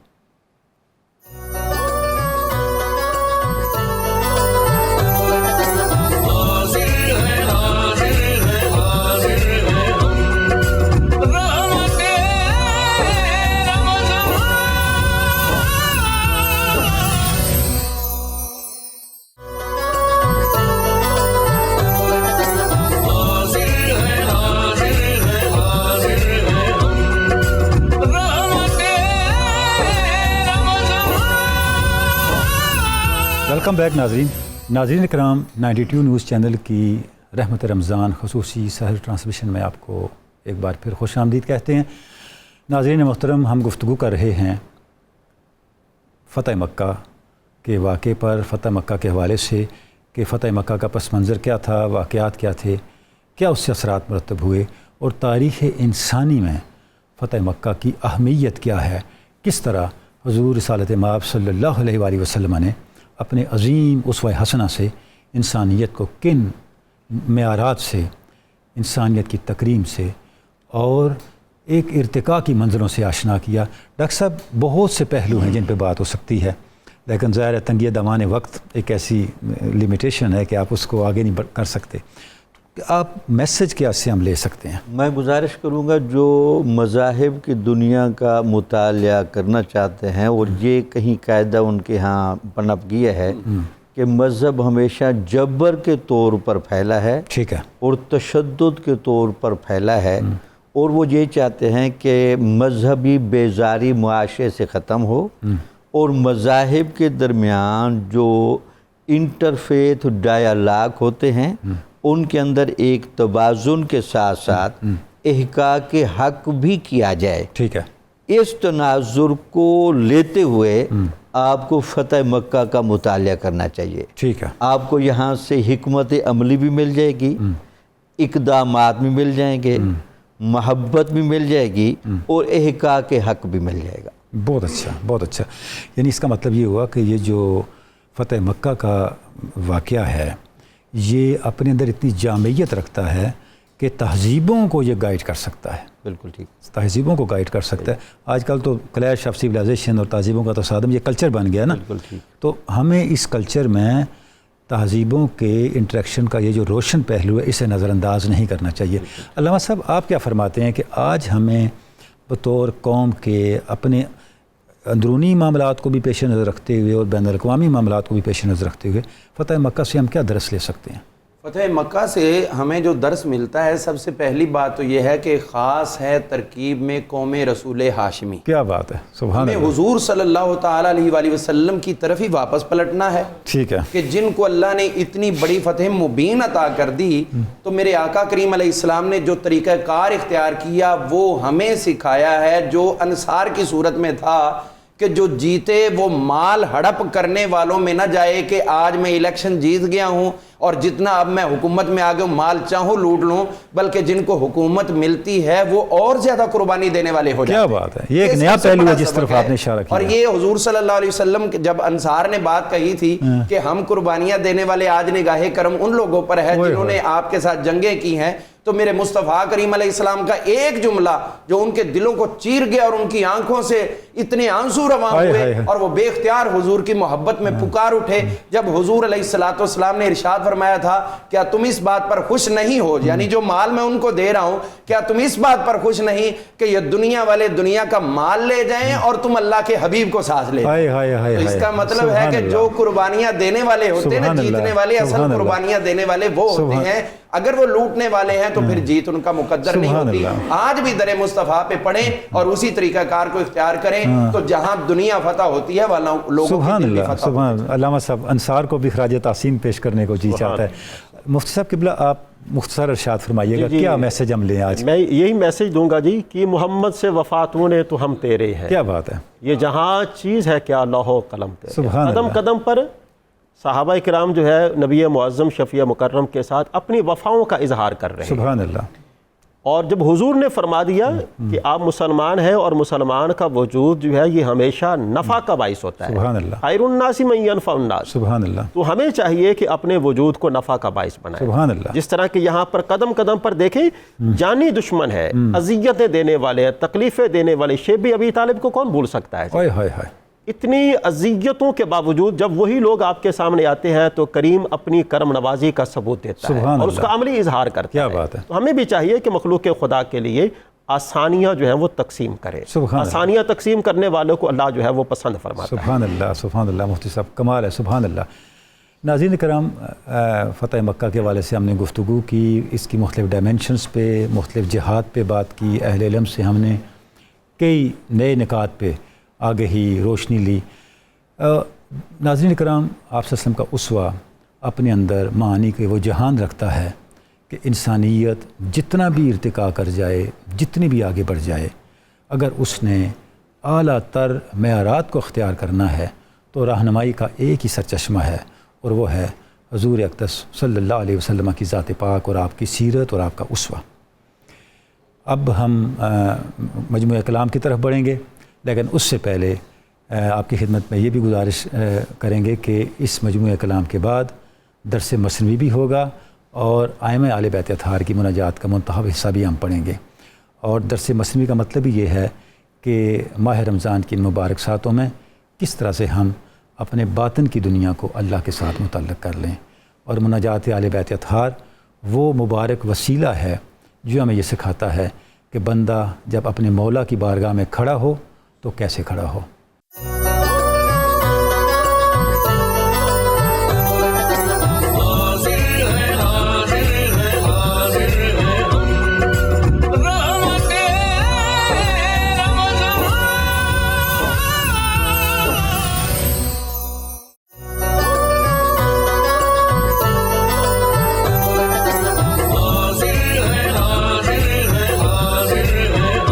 ویلکم بیک ناظرین کرام، 92 نیوز چینل کی رحمت رمضان ٹرانسمیشن میں آپ کو بار دیگر خوش آمدید کہتے ہیں۔ اب وقت ہوا ہے درس مثنوی کا۔ ناظرین کرام، آج ہم نے مولانا روم کی مثنوی مانوی سے جن اشعار کا انتخاب کیا ہے وہ ایک خاص موضوع سے متعلق ہیں، اور موضوع ہے ایک مغالطہ تصوف اور طریقت اور اسلام کے نظام روحانیت کے بارے میں جس کا ان اشعار میں مولانا روم ازالہ فرما رہے ہیں۔ عام طور پہ یہ ایک پرسیپشن ہے، یہ ایک غلط فہمی ہے کہ صوفیاء بے عملی کی تعلیم دیتے ہیں، صوفیاء ترک دنیا کی تعلیم دیتے ہیں، صوفیاء دنیا سے فرار کی تعلیم دیتے ہیں کہ دنیا اور دنیا کے ہنگاموں کو چھوڑ دیں، جنگلوں میں چلے جائیں، صحراؤں میں چلے جائیں، پہاڑوں میں چلے جائیں اور وہاں پر دنیا کے جمیلوں سے الگ ہو کر، دنیا کی مصروفیات سے کٹ کر اپنی زندگی گزار دیں۔ مولانا روم فرماتے ہیں یہ اپروچ غلط ہے، صوفیاء اس راستے پہ چلنے کے قائل نہیں ہیں۔ مولانا روم کی فکر، ان کی شخصیت اور ان کی تعلیمات کا یہی وہ پہلو ہے، حرکت کا پہلو اور عمل کا پہلو، جو ہمارے شاعر مشرق کو انسپائر کرتا ہے، اور اسی لیے علامہ اقبال مولانا روم کو بھی اپنا مرشد قرار دیتے ہیں۔ یعنی جو علامہ اقبال نے مولانا کو اپنا مرشد قرار دیا ہے، اس کا سبب دیگر اسباب کے علاوہ ایک بڑا سبب مولانا روم کا درس عمل ہے۔ مولانا روم کے ہاں حرکت کا تصور ہے اور ہر وقت نئی سے نئی دنیاؤں کی طرف بڑھنے کی آرزو اور جذبہ ہے۔ اس لیے علامہ اقبال نے جب اپنے آپ کو مولانا روم سے متعلق کیا تو یوں کہا، ہم ہوگر محسوس ہیں ساحل کے خریدار، ایک بحر پر آشوب و پر اسرار ہے رومی۔ اسی قافلہ شوق میں تو بھی ہے اقبال، جس قافلہ شوق کا سالار ہے رومی۔ وہ قافلہ شوق، وہ درس عمل، وہ درس حرکت، وہ کیا ہے؟ اب وہ اشعار جو ہیں مولانا روم کے وہ پڑھتے ہیں۔ اچھا ناظرین کرام، میں یہ بھی عرض کر دوں کہ یہ جو مولانا روم کے اشعار ہیں، یہ ان کی مثنوی کا جو تیسرا دفتر ہے اس میں سے ہم نے لیے ہیں، اور اس میں جو عنوان مولانا روم نے قائم کیا ان اشعار کو لکھنے سے پہلے وہ یہ ہے کہ صوفیاء اور انبیاء، اولیاء اور انبیاء پہاڑوں میں جو جاتے ہیں، غاروں میں جاتے ہیں، یہ ترک دنیا کی وجہ سے نہیں جاتے، یہ دنیا والوں کے مظالم سے تنگ آ کر نہیں جاتے، یہ دنیا والوں سے ڈر کر نہیں جاتے۔ کیوں جاتے ہیں؟ مولانا فرماتے ہیں بلکہ جہت ارشاد خلق و تحریض بر انقطاع از دنیا بقدر ممکن، یہ اس لیے جاتے ہیں کہ اپنے آپ کو مخلوق خدا کو دعوت دین دینے کے لیے تیار کر سکیں اور مخلوق خدا کے سامنے ایک رول ماڈل کے طور پہ آ سکیں، اور جب وہ لوٹیں مخلوق خدا کی طرف تو اپنے عمل کے ذریعے سے بتا سکیں کہ ان کی ترجیح دنیا نہیں ہے، ذات حق ہے۔ اب ہم اشعار پڑھتے ہیں۔ مولانا فرماتے ہیں آنگ گویت اولیاء در کوہ بوند، تاز چشم مردماں پنہا شوند۔ یہ بات کی جو کہی جاتی ہے کہ اولیاء کرام جو ہیں پہاڑوں میں چلے جاتے ہیں، غاروں میں چلے جاتے ہیں تاکہ لوگوں کی نگاہوں سے پوشیدہ ہو جائیں، پیش خلق ایشاں فراز صد کو اند، گام خود بر چرخ ہفتوں می نہند۔ فرماتے ہیں ان کے سامنے تو ہزاروں پہاڑوں کی بلندیاں بھی حقیر ہیں، کیونکہ ان کی پرواز تو 7ویں آسمان سے بھی اوپر ہے، تو پہاڑوں میں جا کے انہوں نے کیا پناہ لینی ہے؟ ان کی پرواز تو آسمانوں کی پرواز ہے، اس کائنات سے ماورا جو بلندیاں ہیں ان سے بھی بلند تر کائناتوں کی پرواز ہے۔ یہ جو مقام بیان کر رہے ہیں مولانا روم اولیاء کرام کا، ناظرین اب دیکھیں کیا ایک ہم آہنگی ہے صوفیاء کی فکر کی کہ کسی بھی زبان میں، کسی بھی خطے میں صوفیاء جب بات کر رہے ہوتے ہیں تو ان کے اندر ایک یہ بیان کی اور فکر کی ایسی ہم آہنگی نظر آتی ہے کہ پتہ چلتا ہے کہ صوفیاء کی فکر اور صوفیاء کی اپروچ کتنی یونیورسل اور کائناتی ہے۔ مولانا روم کا یہ فرمانا کہ وہ اولیاء اور وہ صوفیاء جن کے بارے میں ہم یہ سمجھتے ہیں کہ وہ پہاڑوں میں جا کے پناہ لے رہے ہیں، چھپ رہے ہیں، ان کی پرواز تو 7ویں آسمان کی پرواز ہے۔ مجھے پشتو زبان کے شاعر رحمان بابا کا ایک شعر یاد دلا رہی ہے۔ رحمان بابا کہتے ہیں کہ یو قدم تر عرشہ پورے رسی مالی دلے دے در افطار در درویشان۔ میں نے ان آنکھوں سے دیکھا ہے، اپنی آنکھوں سے دیکھا ہے، یہ ایک قدم سے درویش اپنے ایک قدم اٹھانے سے عرش تک پہنچتے ہیں۔ میں نے اپنی آنکھوں سے دیکھا ہے کہ ان کی پرواز کیا ہے۔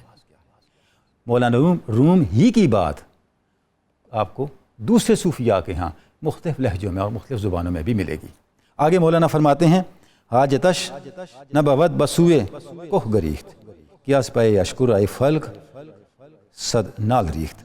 فرماتے ہیں کہ انہیں پہاڑوں میں جا کے چھپ جانے کی حاجت نہیں ہے کیونکہ ان کے سامنے تو کتنے ہی آسمان ہیں جو ان کی بلندیوں کے سامنے پامال ہیں. اب یہ جو مولانا روم کا تصور ہے صوفیاء کے حوالے سے، یہ صوفیاء کی زندگی کے حوالے سے، صوفیاء کے عمل کے حوالے سے اور صوفیاء کی اپروچ کے حوالے سے، یہ سراسر سراپا عمل ہونے کا میسج ہمارے سامنے رکھتا ہے. یعنی صوفیاء کی زندگی یا تو شعرائے عمل پہ گامزن ہونے کی زندگی ہے یا ہنگامہ ہے حیات کے اندر، عمل کی تیاری کے مرحلے کی زندگی ہے. یعنی اگر وہ تنہائیوں میں بھی جاتے ہیں، خلوتوں میں بھی جاتے ہیں، پہاڑوں اور غاروں میں بھی جاتے ہیں، تو وہ اپنے آپ کو زندگی میں واپس آ کر زندگی کے معمولات میں واپس آ کر ایک بہت بہتر اور مؤثر کردار ادا کرنے کی تیاری کرتے ہوئے نظر آتے ہیں. اچھا، اس کے ساتھ مولانا ایک اور نقطے کا اضافہ یہ کرتے ہیں تھوڑا آگے چل کے کہ پہاڑوں میں جب یا غاروں میں مناظر فطرت کی اس قربت میں جب اولیاء جاتے ہیں تو اس کا ایک سبب اور بھی ہے. وہ سبب کیا ہے؟ وہ سبب یہ ہے کہ جب حضرت داؤد علیہ السلام اللہ کا ذکر کرتے تھے تو اللہ رب العزت پہاڑوں کو اور پہاڑوں کے جملہ باشندوں کو، چاہے اس میں پرندے ہیں، اس میں درخت ہیں، چٹانیں ہیں، ہوائیں ہیں، فضائیں ہیں، چرند ہیں، پرند، سب کو داؤد علیہ السلام کے ساتھ محو ذکر ہونے کا حکم اللہ رب العزت کی طرف سے آ جاتا تھا. یعنی جب داؤد علیہ السلام ذکر کرتے تھے، اللہ کی یاد کرتے تھے، تو ان کا پورا ماحول اس ذکر میں ان کے ساتھ محو ہو جاتا تھا. مولانا یہ کہتے ہیں کہ یہی شان اولیاء کرام کی بھی ہے کہ جب وہ تنہائیوں میں جا کے، پہاڑوں میں جا کے اور غاروں میں جا کے اللہ کو یاد کرتے ہیں تو ان کے ساتھ پورا ماحول اور ان کے ارد گرد کی ساری کائنات محو ذکر ہوتی ہے. اس کا نتیجہ کیا نکلتا ہے؟ اس کا نتیجہ یہ نکلتا ہے، کسی اور مقام پہ مثنوی ہی میں مولانا فرماتے ہیں جملہ ذرات زمین و آسماں لشکر حق اند گاہ امتحان، کہ صوفیاء کا تصرف یہ ہوتا ہے، اللہ والوں کا، اللہ سے تعلق رکھنے والوں کا، اولیاء کرام کا تصرف یہ ہوتا ہے کہ ذکر کی برکت سے کائنات کا ذرہ ذرہ جو پہلے سے ہی اللہ کے ذکر میں ہے ان کا مؤید اور ان کا لشکر بن جاتا ہے. ناظرین کرام، اب ہم ایک مختصر بریک پہ جائیں گے اور اس کے بعد ہم مناجات ائمہ اہل بیت اطہار سے ایک منتخب حصہ پڑھنے کی سعادت حاصل کریں گے.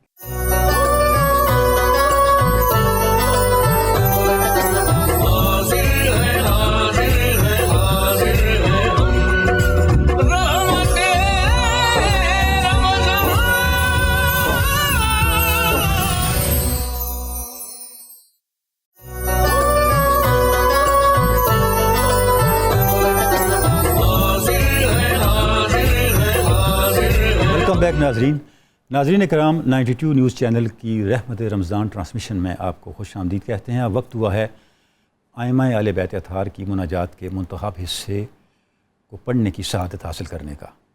ناظرین کرام، آج ہم امام زین العابدین کی جس مناجات کا ایک منتخب حصہ پڑھیں گے اس کا عنوان مناجات المنیبین ہے. یعنی وہ اللہ کے مقرب بندے جو درجہ انابت پہ ہیں، اللہ کی بارگاہ میں جھکنے والے ہیں، وہ کس طرح سے اپنی بندگی کا جو احساس ہے، بندگی کی جو گزارشات ہیں، وہ اللہ رب العزت کے حضور پیش کرتے ہیں. ایک بڑا بنیادی نقطہ جو اس مناجات کو پڑھنے کے بعد ہمارے سامنے آتا ہے وہ یہ ہے کہ انابت یعنی اللہ کی بارگاہ میں جھکنا بندہ مومن کا وہ وصف ہے جس کی اصل اسوہ انبیاء سے جا کے جڑتی ہے. قرآن مجید ہمیں بتاتا ہے کہ منیب ہونا، انابت کو اختیار کرنا، اللہ کی بارگاہ میں جھکنے کو اختیار کرنا، یہ اسوہ انبیاء ہے.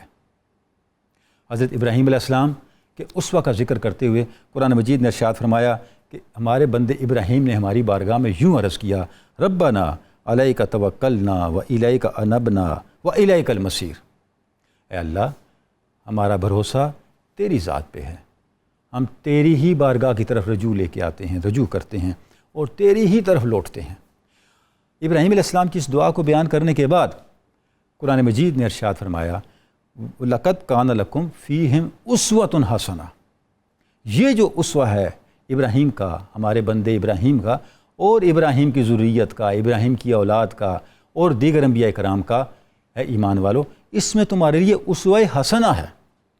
اسی طرح ایک اور مقام پہ ابراہیم علیہ السلام کے زندگی کو، ان کی سیرت کو، ان کے اوصاف حسنہ کو بیان کرتے ہوئے اللہ رب العزت نے ارشاد فرمایا ان ابراہیم لحلیم اواہ منیب، بے شک ابراہیم کی شان یہ ہے کہ ابراہیم کون ہیں؟ وہ منیب ہیں، اواہ ہیں، حلیم ہیں۔ یعنی جب انابت کا وصف پیدا ہو جاتا ہے، اللہ کی بارگاہ میں جھکنے کا وصف پیدا ہو جاتا ہے، تو اس کا اگلا نتیجہ کیا ہے؟ اس کا اگلا نتیجہ رقت قلبی ہے، حلیم ہونا ہے، نرم دل ہونا ہے، سراپا شفقت بن جانا ہے۔ تو یہ وہ کریکٹر ہے جو بندے کو اللہ رب العزت کی بارگاہ میں مقبول بناتا ہے۔ اب ناظرین کرام، ہم مناجات کا منتخب حصہ پڑھتے ہیں۔ بسم اللہ الرحمن الرحیم۔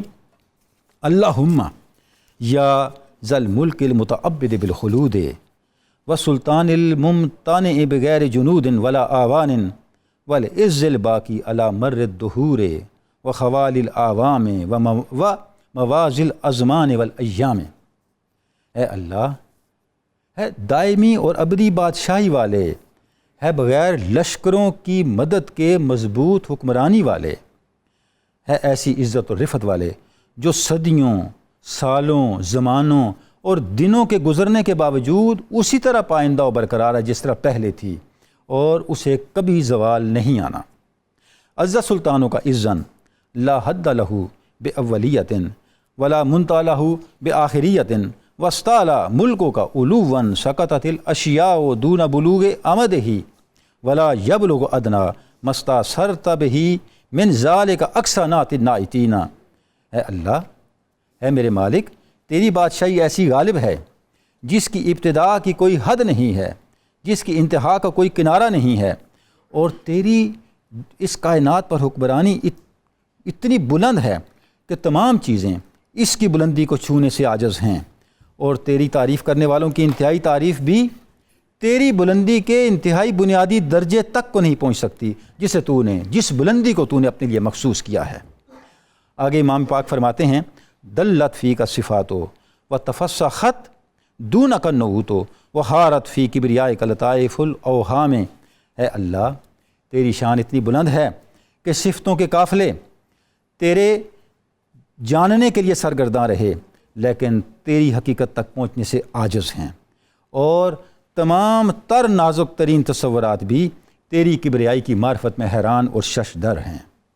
کذالک انت اللہ الاول فی اولیتک وعلی ذالک انت الدائم لا تزول وانا العبد الضعیف عملا الجسیم عملا، فرماتے ہیں اے اللہ جو ازل سے ایسا ہی ہے اور ہمیشہ بغیر زوال کے ایسا ہی رہے گا، میں تیرا وہ بندہ ہوں جس کا عمل بہت کمزور ہے لیکن اس کی آرزوئیں بہت بڑی بڑی ہیں۔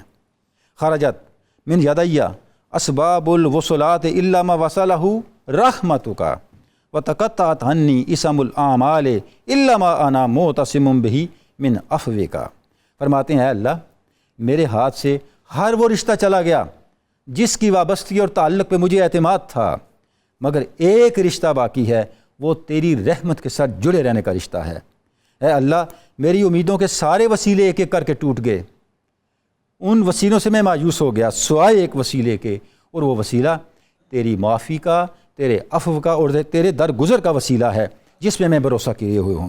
کلا اندی ما آتا دو بہی من طاعتک وکثر علی ما ابو بہی من معصیتک ولن یدیک علیک عفو من عن عبدک وان اساء فاعف عنی، اے اللہ میرے پاس کوئی ایسا عمل نہیں ہے جسے میں تیری اطاعت میں شمار کر کے تیری بارگاہ میں پیش کر سکوں۔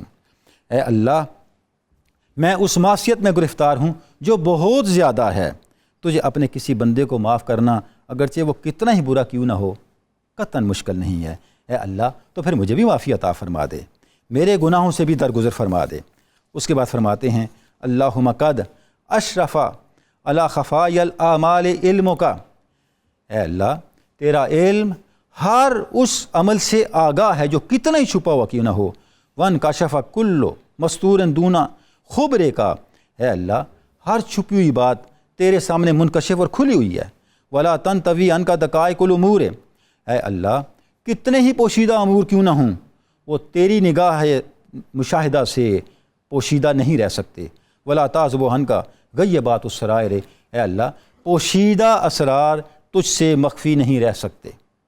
وقد استحوذ علی عدوک الذی استنظرک لغوایتی فانذرتہ، اے اللہ میرا وہ دشمن جس نے مجھے گمراہ کرنے کے لیے تجھ سے مہلت مانگی تھی اور تو نے اسے مہلت عطا کی تھی، وہ مجھ پہ غالب آ گیا. واستمہلک الی یوم الدین لإضلال فامہلتہ، وہ دشمن جس نے قیامت تک مجھے رائے حق سے ہٹانے کے لیے مہلتیں مانگی تھی اور تو نے اسے مہلت عطا کی تھی. فوقانی، وہ مجھے تباہ کرنے کے لیے تیار بیٹھا ہے. وقد حربت الیک من صغائر ذنوب موبقۃ وکبائر اعمال مردیۃ، اے اللہ میں چھوٹے گناہ ہوں یا بڑے گناہ جو میرے اس دشمن ابلیس شیطان کے ہاتھ میں مجھے تباہ کرنے والے ہتھیار ہیں، میں ان سے بچنے کے لیے تیری بارگاہ کی طرف رجوع کرتا ہوں، تیری بارگاہ کی طرف لوٹتا ہوں. ناظرین کرام، یہ جو امام زین العابدین کی مناجات ہے، اس میں ہم دیکھتے ہیں کہ سب سے پہلے اللہ رب العزت کے اقتدار، اللہ رب العزت کی بادشاہی، اللہ رب العزت کی وہ شان جسے کوئی زوال نہیں ہے، امام زین العابدین اس کا تذکرہ فرماتے ہیں. اور اس کا تذکرہ فرمانے کے بعد آگے چلتے ہیں اور اس کے بعد بقیہ اپنی آرزوئیں، تمنائیں، التجائیں اللہ رب العزت کی بارگاہ میں پیش کرنے کے بعد ان خطرات سے بچنے کی التجا کرتے ہیں اللہ رب العزت کی بارگاہ میں جن خطرات کے باعث ہم خدا نخواستہ اللہ کے غضب کے اور اللہ کی ناراضی کے شکار ہو سکتے ہیں. اور اس کے ساتھ قرآن حکیم سے، قرآن حکیم کی آیات سے تائید لے کے آتے ہیں، اپنی تقویت قرآن حکیم کی آیات سے لیتے ہیں اور اس تائید کے ساتھ اللہ رب العزت کی بارگاہ میں عرض کرتے ہیں کہ اے اللہ میرا وہ دشمن جو ہر وقت روب عمل ہے، ہر وقت کمر بستہ ہے مجھے تیری بارگاہ سے دور کرنے کے لیے، مجھے رائے حق سے ہٹانے کے لیے، مجھے رائے حق سے منحرف کرنے کے لیے، اے اللہ مجھے میرے اس دشمن کے ہر ہیلے سے، ہر چال سے نجات عطا فرما. اور یہ مبارک مہینہ ہے، ماہ رمضان کا مہینہ ہے، جس میں اللہ رب العزت کی طرف سے وہ تائید جو ہمیں ہمارے اس دشمن سے بچاتی ہے، کہیں بڑھ جاتی ہے سال کے بقیہ ایام کی نسبت، سال کے بقیہ مہینوں کی نسبت. تو اس ماحول کے اندر، ان ایام کے اندر ہم حضرت امام زین العابدین کی اس مبارک مناجات اور ان بابرکت کلمات طیبات کو پڑھ کے اللہ رب العزت کی بارگاہ میں ان کلمات کا وسیلہ دیتے ہوئے اس التجا کو اللہ رب العزت کی بارگاہ میں پیش کرتے ہیں کہ اس مبارک مہینے کے اندر ہمیں وہ استقامت نصیب ہو راہ حق پر چلنے کی کہ ہماری طبیعتیں، ہمارا ظاہر، ہمارا باطن، ہمارا مزاج، ہمارا شعور اور ہمارا عمل اس کی ہر جہت، ہر طرف سے کٹ کے اللہ رب العزت کی طرف متوجہ ہو جائے اور ہم اس حال کے حامل بنیں جو حال ہمیں ظاہراً اور باطناً اس درجے پہ لے کے آئے جہاں ہمیں اللہ اور اس کے رسول صلی اللہ علیہ وآلہ وسلم کی خوشنودی عطا ہو جائے.